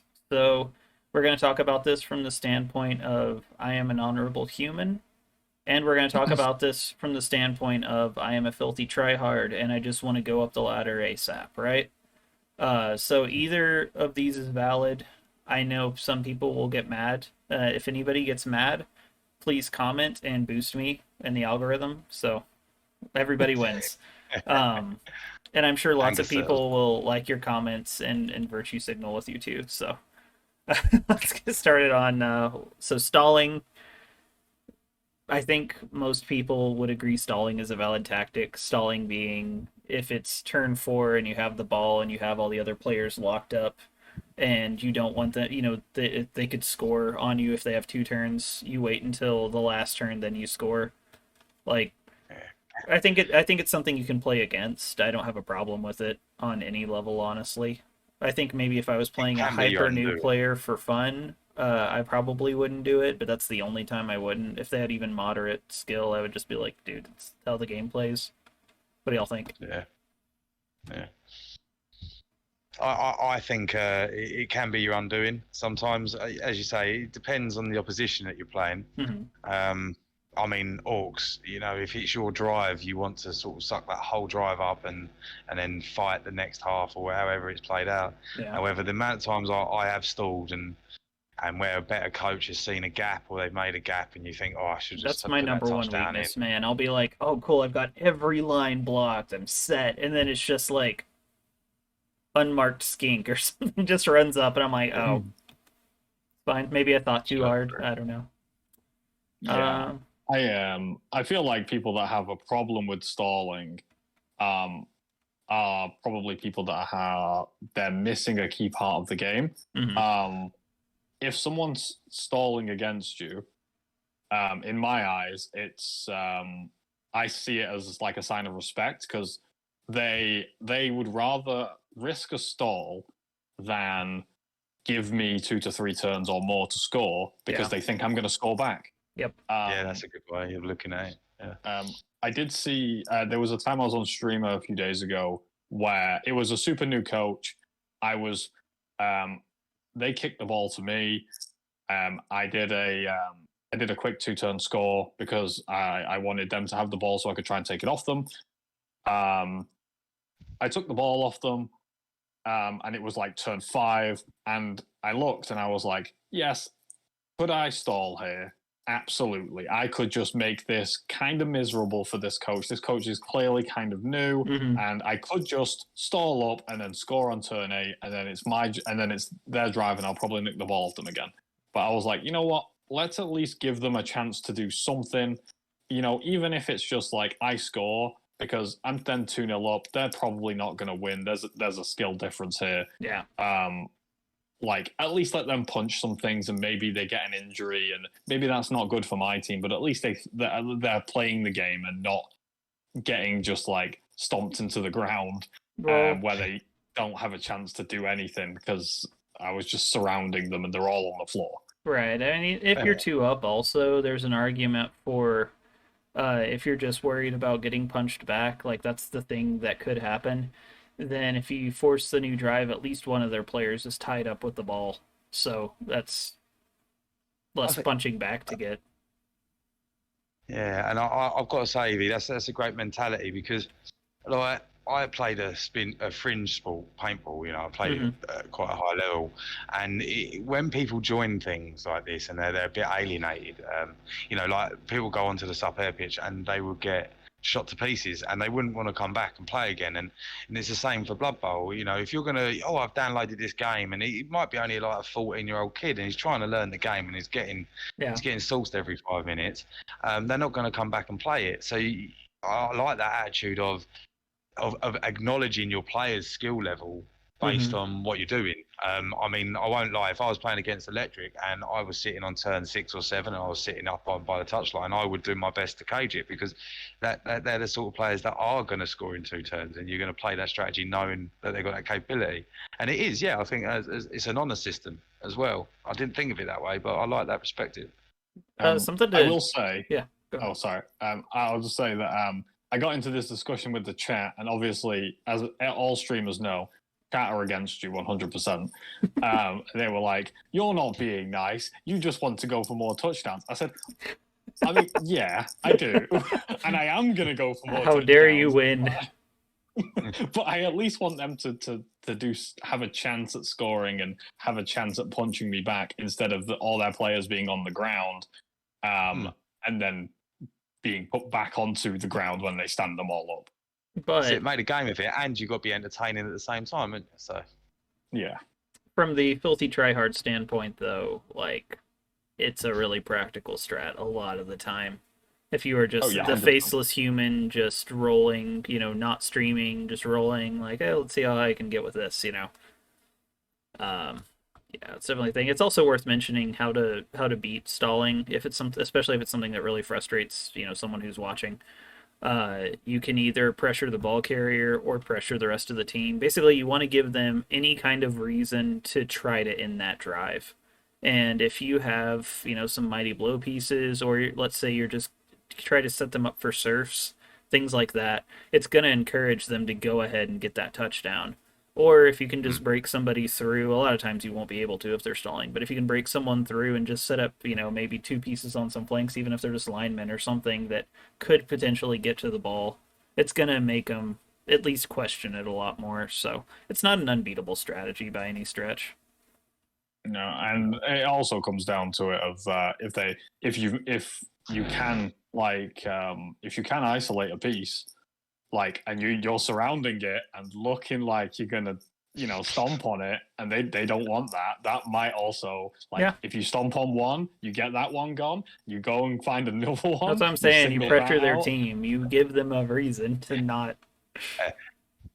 I don't care about you're about to score a touchdown. I'm going to sit down here and beat up all your mates. So you better hurry up and crack on with it. Yeah, It's valid. Or if there's knockouts as well, if you've got a lot of knockouts sitting there, you really want to rush them to score the touchdown because they're waiting to get to the half time to only give you one shot at the dice. There's been times that I'll take an injury in return if that means giving 3 of their knockouts one less roll to come back up. Like it's totally a numbers game at that point.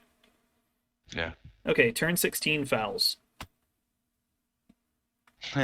I'm not a fan. It's a it's a spite thing. If you're in a league like tabletop, for example, and you know you're going to play that guy in a second time, it makes sense. But generally, whenever it happens, it feels like a spite. It usually, I don't really throw fouls. It's something of my game I need to put in more. Yeah. Generally, because every time I do, I get a red card. Okay. Every single time. I should play back carrot, but I feel the turn 16 is just a way of putting the finger up, right? The red card, just as a side note, it is a way to protect a key player if your team's just getting super beat up. if they have a random downed piece. If you can get them red carded out, you know they're not going to get injured. So something to Yeah, keep in that's mind. Um, Yeah, go ahead. yeah, the turn 16 fouls and stuff. It is most likely like, oh look, I've beat you 3-0 or something, and oh, I've beat you 2-0, and they're like, yeah, well now I'm just gonna break something, and it's not really nice, but I understand, if people are a bit frustrated with the game, they want to take it out on something that's Yeah. that's their own like way of coping in a way. My favorite one is um when I've got like a star player, like Morg, and I've like dismantled someone's team, and I've won a bunch, scored a bunch of touchdowns, and then they knock everyone over, and they're like, "Yeah, I'm gonna spike foul Morg," and I'm like, "Yeah, you go do that." Do it. Yeah, I don't think anyone stops it. I think I do. Yeah, the amount of times we've all been on the back end of Morg though, right? Well, I will say in Blood Bowl 2, and we still had our chat box, which rest in peace, chat box.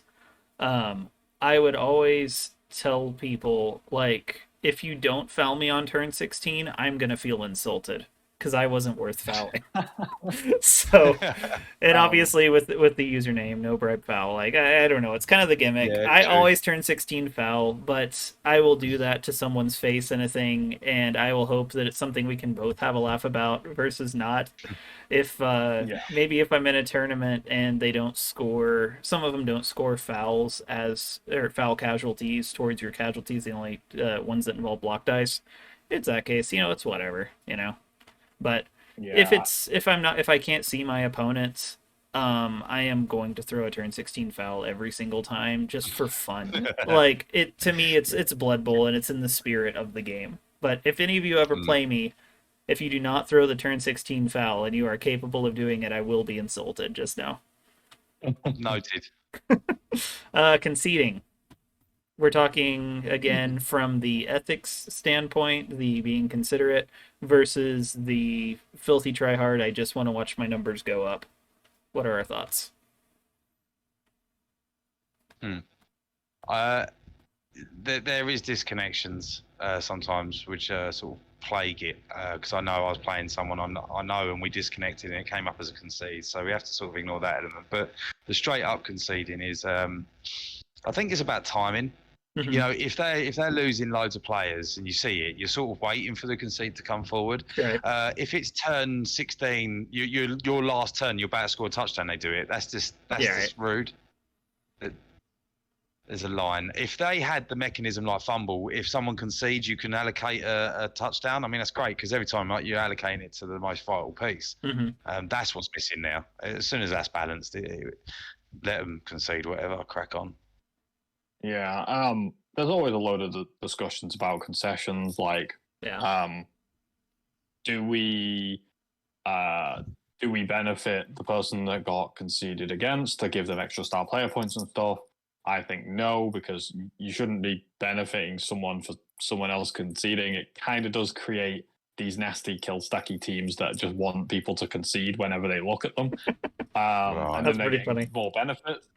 Um, I personally don't concede. Whenever I've had it a few games on stream, when trying to keep the mental together, I've lost half my team, and I'm like, right, well, let's be real. I'm probably not going to win this game. I'm probably not even going to draw this game. We're going to have to shift the mental around to what star player points can we get out of this, instead of just going, oh, I'm just going to go boop out the game. I just prefer personally to play it to the end. You don't see it in tabletop as much. It still happens. I've heard of people getting very angry and just like walking away from the table, Yeah. and all this other stuff. But like, I understand taking the game seriously, but you've got to balance the expectations a little bit. Yeah.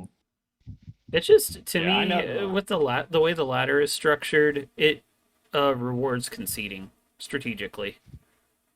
And Yeah, I think that fights some people's concept of the spirit of the game, kind of like you were saying. I think from a filthy tryhard standpoint, sometimes you concede, but like you're saying, if it's turn 16 and whatever, I do think it's kind of a dick move a little bit. Um, but if I'm playing someone that I know, whatever, like I've played out all of my games except for two, like through the entirety of Blood Bowl 3. One of them I had like kind of an emergency pop up and it was just what it was. I had to leave. The other one I had three like severe casualties already and I was trying to rebuild my team. I almost had it back to like functional and Mm. it was like turn 4 and I was like realistically if I stay in, it was against a super killy team. It's like realistically if I stay in, I don't gain anything from this and I lose so much. And I was trying to like play like a game and just chill out and relax after work, you know? And I was like, I have Yeah. maybe a 2 hour window to try to get some games in. And I was like, I'm just going to concede this one. Like, I just called it, you know? For the most part, like I said, I will always play out a game against like an actual person. I think there are times on the ladder, though, that it might be ethical too. Maybe. I mean, there's also like the argument of like, oh, I just won a game. Like it was a hard fought game. I just won it 2-1, but I've got like 4 missed next games. I'm gonna load into the next game, instant concede just to get my team back. Yeah. Yeah, Yeah. I I kind of see guess it's that. not really wasting. It's not wasting anybody's time at that point, but it's also Cheating. It's not the cheating problem 'cause is you it's legal. technically that's yeah, like No, but it again, is. that's you're what the getting a discussion loss is. for it, but Ew. I see it. I didn't actually think of that angle. I see that angle now. Yeah. For me, it's like, oh, I've got to play this whole game without a warrior, and I've actually got results. Oh yeah. I think that's the Sometimes you worst thing win is too. that, Sometimes they underestimate, they position badly, and you're just like, psh. yeah, yeah, exactly. yeah. But It's always worth a shot, Yeah. in my opinion. I suppose maybe maybe it's just some sort of marking system. You know, how many times someone concedes. Right. You just, I think it don't should go be on a a full percent. ban. But yeah, this If you guy play get 100 the- games and concede one, it's very different from somebody else who plays, 2 games and concedes one. Yeah, very So. much so.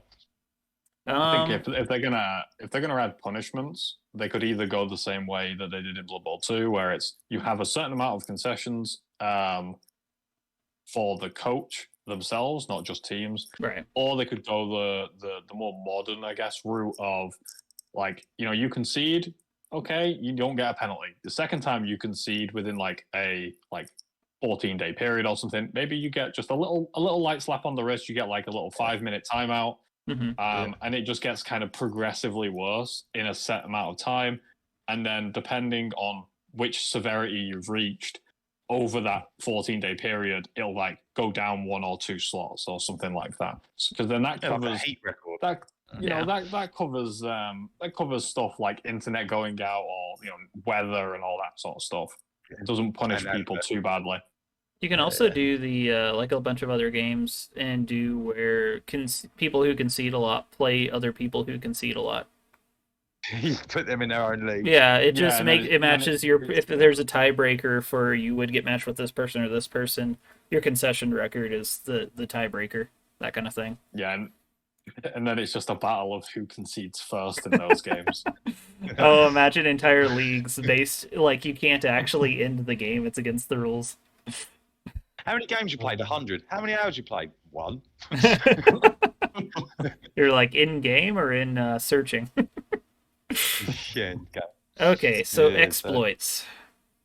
Some things like the famous one right now is stab. It works like strip ball, just because. So Yeah, I'll say that. we know these exist, right? Once it gets leaked, and if you look at the bug reports on the Blood Bowl 3 Discord, that's just like if you remember old video games, you'd have the book with all the cheat codes. That's totally what that is. Yeah. So Yeah. this is public knowledge. From the filthy tryhard standpoint, they're like, what? It's just part of the game mechanics. Just execute the game mechanics. From the hey, we're trying to sit down and maintain the competitive, fun competitive spirit of Blood Bowl. Don't do stuff you couldn't do on tabletop or whatever. Obviously, Blood Bowl 3 works a little differently than tabletop, just inherently with we don't have all the teams that some of the skills have worked or not worked over time, whatever. Yeah. If someone is doing an exploit, or something that's we'll define an exploit as something that's not necessarily an intended rules interaction, like it's not in the rule book. to work that way.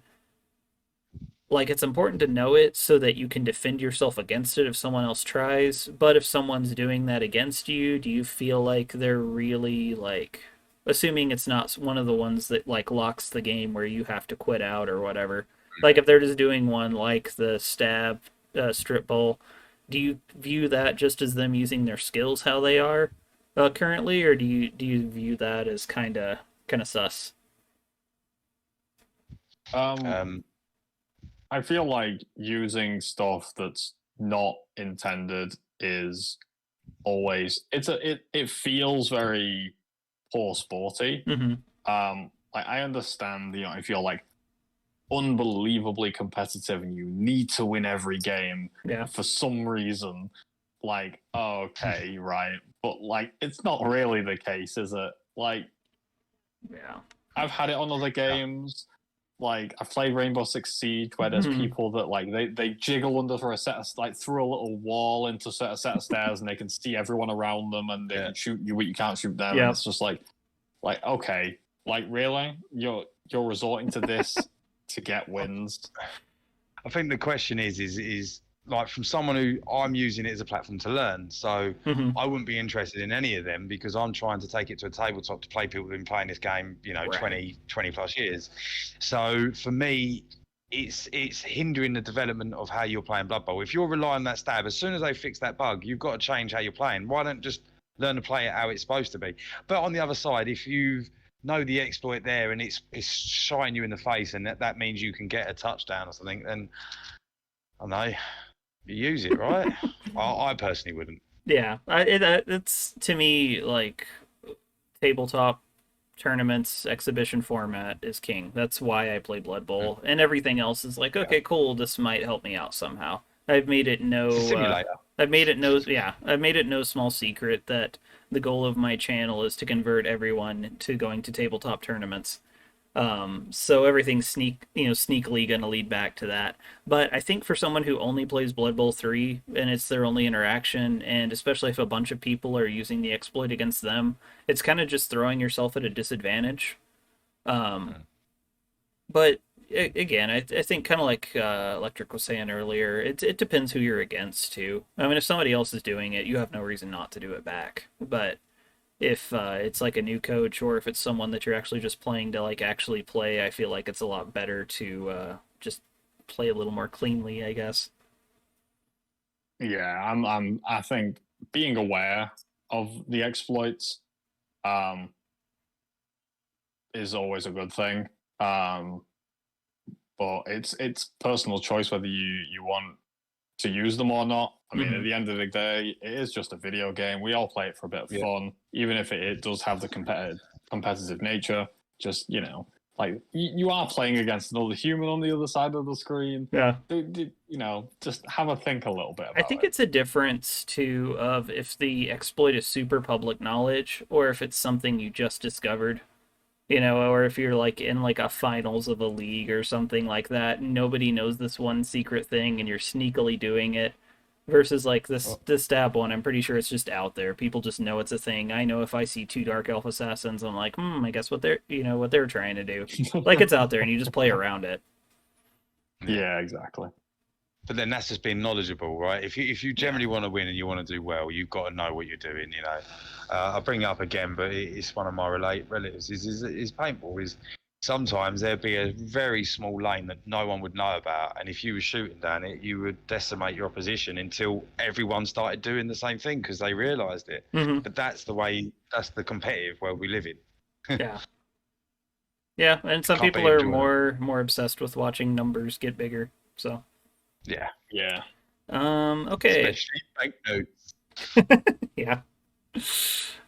So comparing the Blood Bowl 3 ladder experience to Tabletop League experience, I would not call playing the ladder a replacement by any stretch. I think it's kind of like it's something you can do to kind of fill your time again, like into the day, like, oh, I want to play some Blood Bowl. It's cool. It tracks my results. A lot of people like the whole level up concepts too. Um, but I I like some things I like about it over it, the scheduling conflicts. You can always just grab a game. Sometimes with the in-person leagues, it's really hard to get your game in for that week with whoever you need to go against. Or if it's everybody meets in one place, at a certain point, some nights half the people just aren't going to show up. Like it's cool from that perspective. It lacks the in-person interaction, uh, which I think when your salty moments are worse when you're not having a laugh with somebody, essentially. Um, so there's Yeah. that. I think the matchups, if they're doing the team value thing, if you like the even team value matchups, it's a bit better about that. Because sometimes in tabletop league, you join and there's somebody who's been running the same team for 5 seasons. You're gonna hit those even with redraft rules. You're gonna hit some of those crazy, built up teams. But I think to some degree too, this is all just my commentary on it, but being able to, like with y'all, I just hopped in your stream chats. We chit chatted about stuff, and now we're like, having a little panel discussion on a video. I think it's really easy with Blood Bowl since it's such a niche community. You can maybe replace some of that in person element just by talking to streamers or people in the discords or whatever, and you can hop on voice and like actually play some games. It's not the same, but like I don't know. What do y'all think? Playing the ladder versus the like tabletop. Do you think they're at all comparable? Um, do you think benefits one way or another on different ones?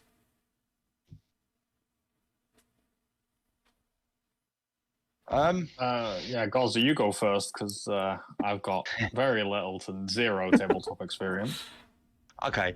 I'm a competitive individual. Uh huh. I like to socialize as well. We're all social animals. Um, I also feel like Blood Bowl touches a group of individuals. I think it's good for them to get out from their bubble Right. and have something, a hobby.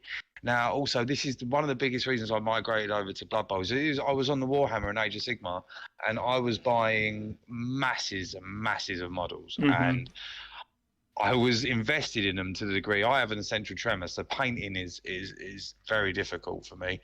And when I managed to paint them all up, and I've gone down, put it on the table, and I spent 3 hours of my mate blasting them off the table with FAQs and all of this. Yeah. Yeah. And then where Blood Bowl, I had 16 miniatures where I could paint them all, and now I can play on tabletop and in tour play.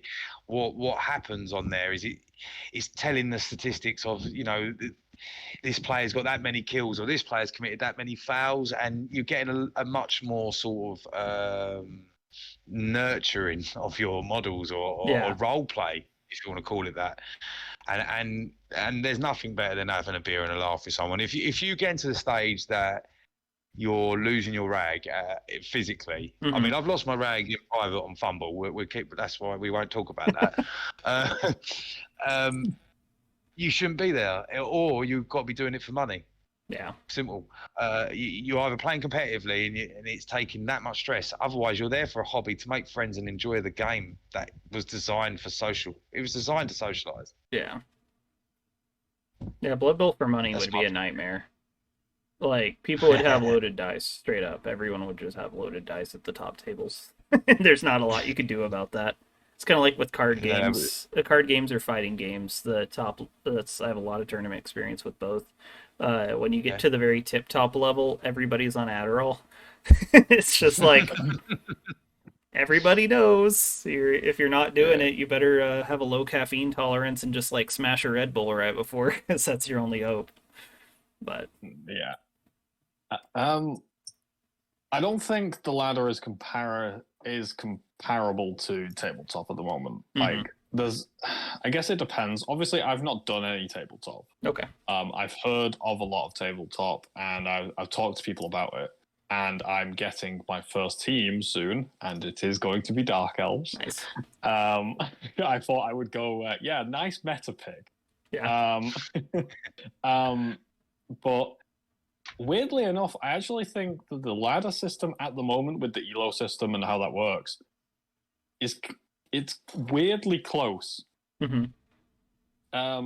In tabletop, I've heard a bunch of things, but like when it comes to tournaments and like the 2 days or the 3 days or whatever, and you get like a skill pack and certain amount of team value and all this sort of stuff, it's getting kind of close to that. because weirdly enough, because once you get to gold, you don't really find that many games. Once you get to gold, you're at like 1,500 team value, and you probably want to start a new team anyway. So it's a lot. It's almost like it's redrafting its own player base. Of everyone's playing more lower team value Blood Bowl, and that's where all the players are. And it feels quite nice. Obviously, when it comes to scheduling and stuff, Blood Bowl 3, you can just. That's why I don't personally play private league stuff, is because I hate the scheduling aspect, Right? And it just adds a bunch of anxiety. And I've been burned by it so many times. I used to do it on Blood Bowl 2, and I was like, oh yeah, I'm playing an American. I guess I'm playing Blood Bowl at 1 a.m. Yeah. And it's just like, I had work or other things going on, and it was just like a nightmare. But Blood Bowl 3, you can just be like, yeah, I'm just going to load it up and play whenever I want. When you're ready. Yeah, exactly. It can lack the in-person aspect, obviously. But I think that's also kind of where the streamers come in, right? Yeah, that's what I'm saying with this community in particular. The streamers are super accessible. It's cool. We can all just like kind of. It's small enough that we can actually like connect, and I like that. Also on all my. Sorry, Evie. I've been, as I say, I've been doing it for about a month, haven't I? And it's all these guys have been so welcoming. As you say, it's a great community. Yeah, like. Also, like on all of my teams, you can make a little motto for your team, and my motto is just Twitch.tv. Yeah.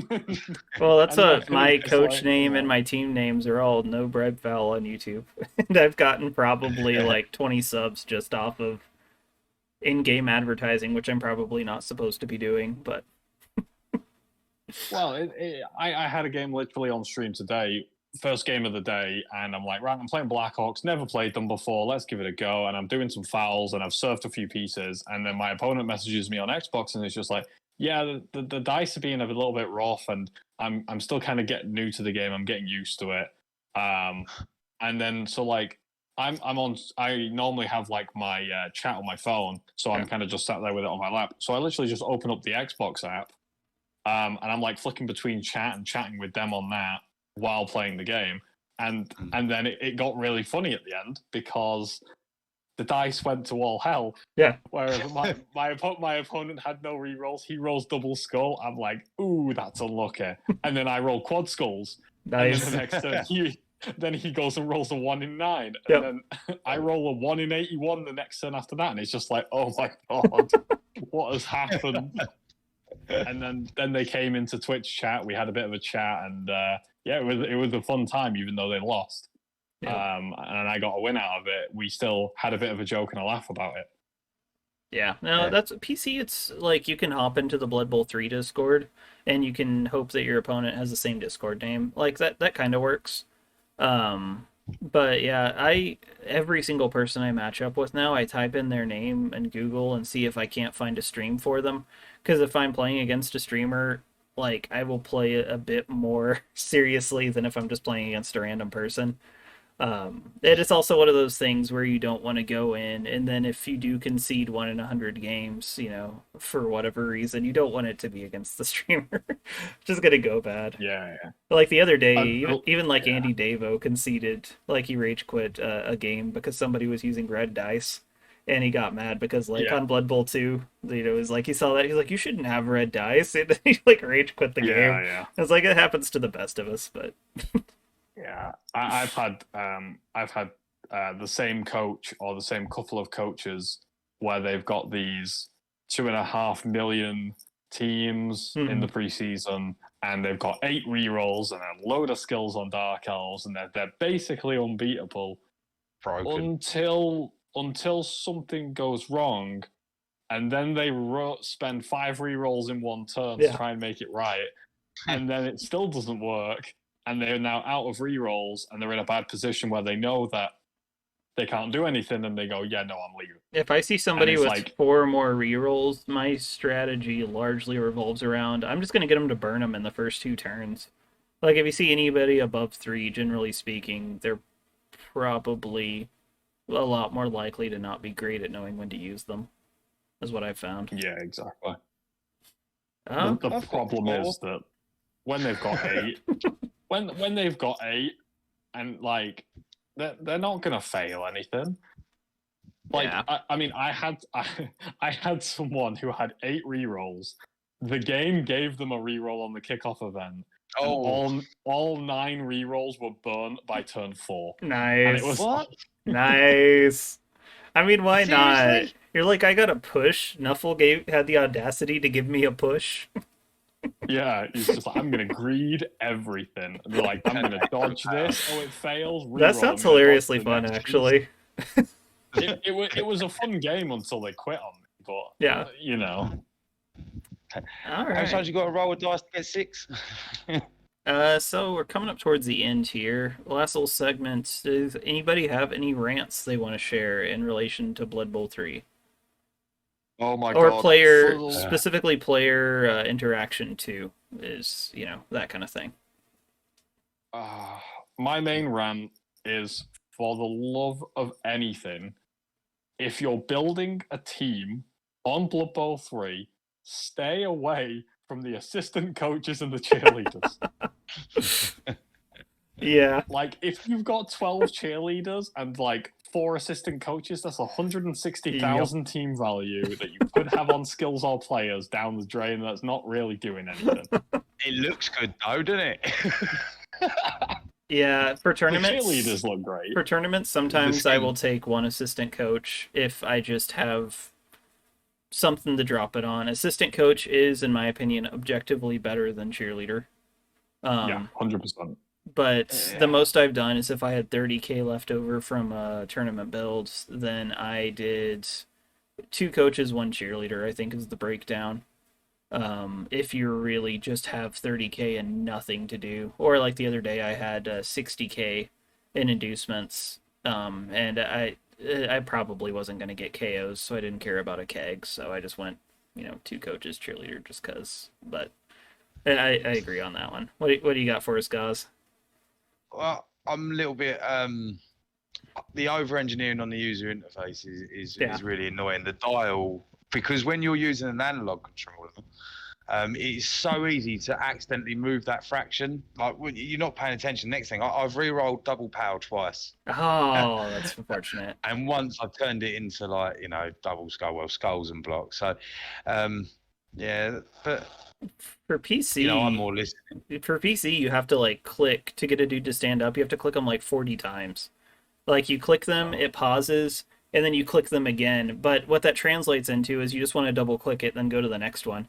So you click it, Yeah. and then you have to wait, and then you have to click it. So what I found as my life hack for that, I'll just double click it, then hit the space bar, because it'll do for some reason, doing the keyboard shortcut makes it go faster than doing the click shortcut. So I'm like double click space bar. I'm like, like I don't know. It's the same on Xbox. Yeah. Where I just kind of like mash the A button and then hit X and it'll stand up. It's like one of those old fighting games. Yeah. You will get up. Yep. Yeah. So my rants here. It's mainly about player speed. I know there's a lot of new people. I know it's a lot of people that are probably just having a beer or whatever, sitting there in front of their computer or TV or whatever.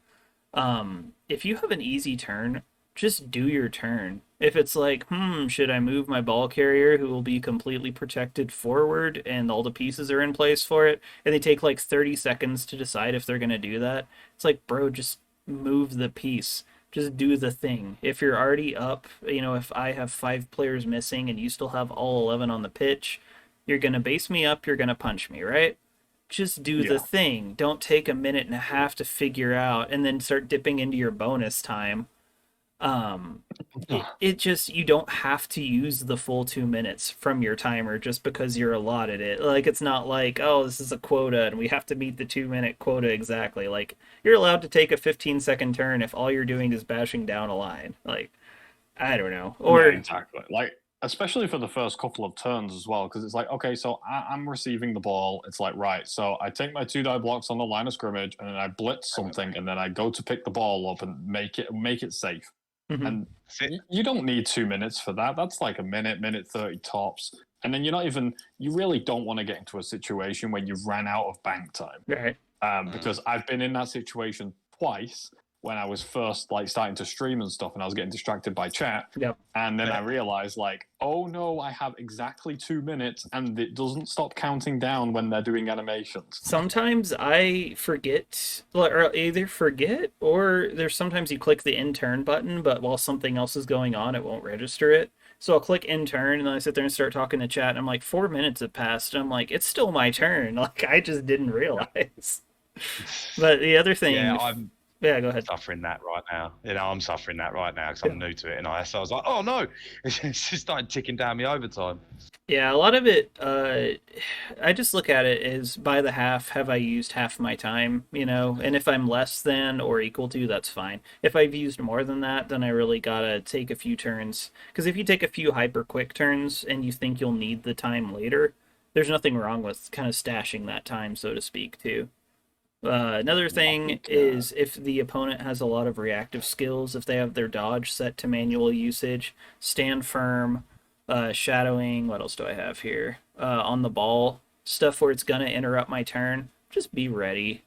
Like, don't sit there and take, 30 seconds or whatever, and it's just like every single time they have like 5 stand firms, and you're just sitting there like, dude, I'm just gonna throw another block immediately after this one. Please just be there and just click stand firm. Like, we know the same thing's going to happen. The only difference is I'm going to go to bed 10 minutes later because you're not clicking your things. Like, yeah. For the sake of both of us, get it over and done with. Yeah. Like, I'll make an exception, like, if you actually have to think about it, because I did get this on stream once where it was like, they were clearly setting up for a gang foul on my tree. And then I sat there and I looked at it for like 15 seconds and I was like, I actually don't want to stand firm here. Right. Because if I do, I'm going to get fouled. Yeah. I just think it's definitely a thing on tabletop you see, especially with newer tournament players where time is a bit more sensitive. Where the simple turns, you'll go through and you'll think, gut instinct, oh, I should do this. And then you hit this point where you're like, well, let me re-examine.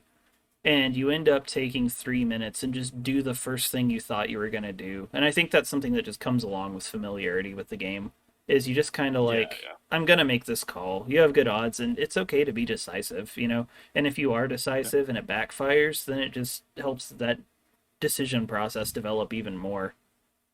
Yeah, I mean, you're going to be wrong sometimes. I mean, sometimes you just got to roll the dice. Well, overthinking it is totally a thing, roll too. Roll the die. Yeah. Take the 1 die block. That's all you got to do. Yep. Roll 6s. It's easy. So, surprise mystery question. I always try to throw one of these in. What streamer would you like the most to beat? Electrik Vision. Sorry, is he here? I've always said that once crossplay comes, I'm coming for Andy Davo. Yeah. So. Yeah, you've got Andy Day and you've got Mr. Page. Mr. Page is obviously American, so if anything, the penultimate on my radar is Andy Davo. Yeah, but be realistic. So you're saying Americans aren't worth beating? No, I'm not saying that. I've got to firstly beat the British to know that I'm worthy enough to represent the British. The secret to beating the British is tea in the harbor. We already figured this out a while ago. No. Like I've seen what annoys Andy. He absolutely hates pressure ball, where you just shove your entire team into him, and just make him constantly think, because he just hates it. It's really funny though. Yeah, I reckon you do well. I'd like to have a go at like Rick Racklos, Mr. Page. I'd like to play everybody because I want to see like how I stack up against them. And obviously, like when you play against people that are good, you get to learn something from it as well. So that's always part of it. Well, unfortunately, the flip side. You learn. Yeah, well, the flip side is beating people who aren't very good just teaches you bad habits too. So there's a definite balance. If it like for tournaments, I obviously face my sweatiest competition then. So like I love playing with like friends, or that's one of my gripes with local leagues too though. You'll get a lot of new players and then you'll go to a tournament after and you just have sloppy habits. Like you really have to be able to mentally separate and understand, okay, I'm playing this one for fun, we're playing whatever, like you're talking about, I won't stall against new people. But if you get in the habit of that and you don't think about it, and then you're up against somebody where you need to squeeze every little bit of advantage you can, like that'll backfire real quick. Oh yeah, exactly. All But you right. see, on the tabletop, you can get in the mind games. Oh, totally. You- I One of your I friends, he's gonna tone die or down. something. You turn up a big burger. You're eating the Cheetos, just eating the Cheetos in eye contact. Getting all over the board. All right. Any shout outs y'all want to give? Well, I want to give first of Ooh. all, I'll give a shout out to you because Nice. it's been really nice. This is kind of like my first time being asked to come on to something like this. And it's an awesome experience to kind of be a part of Blood Bowl's like legacy in a way. Yeah, well, it's Yeah. cool And because obviously, you'll check. You can go back and especially from the Blood Bowl 2 scene, you'll see things from 6-7 years ago where people were talking, and to me, it kind of like keeps the history. yeah, exactly. And then I appreciate you, MBF. Yeah, big time. Thank you for the invite to this. And I'd say shout out to all of the streamers that have welcomed me in, and all the chat and everyone in the community really that welcomed me in. I don't think there's much helping me learn Blood Bowl, but you can laugh at my comedy when all the other guys are asleep. Well, I think a lot of people end up assuming I'm like better at the game than I am just because I make content. It's like I'm like above mid. Like I'll throw that.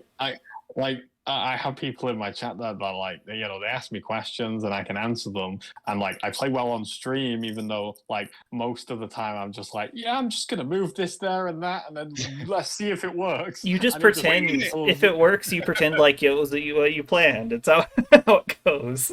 Yeah, and it's just it's always a lot of fun.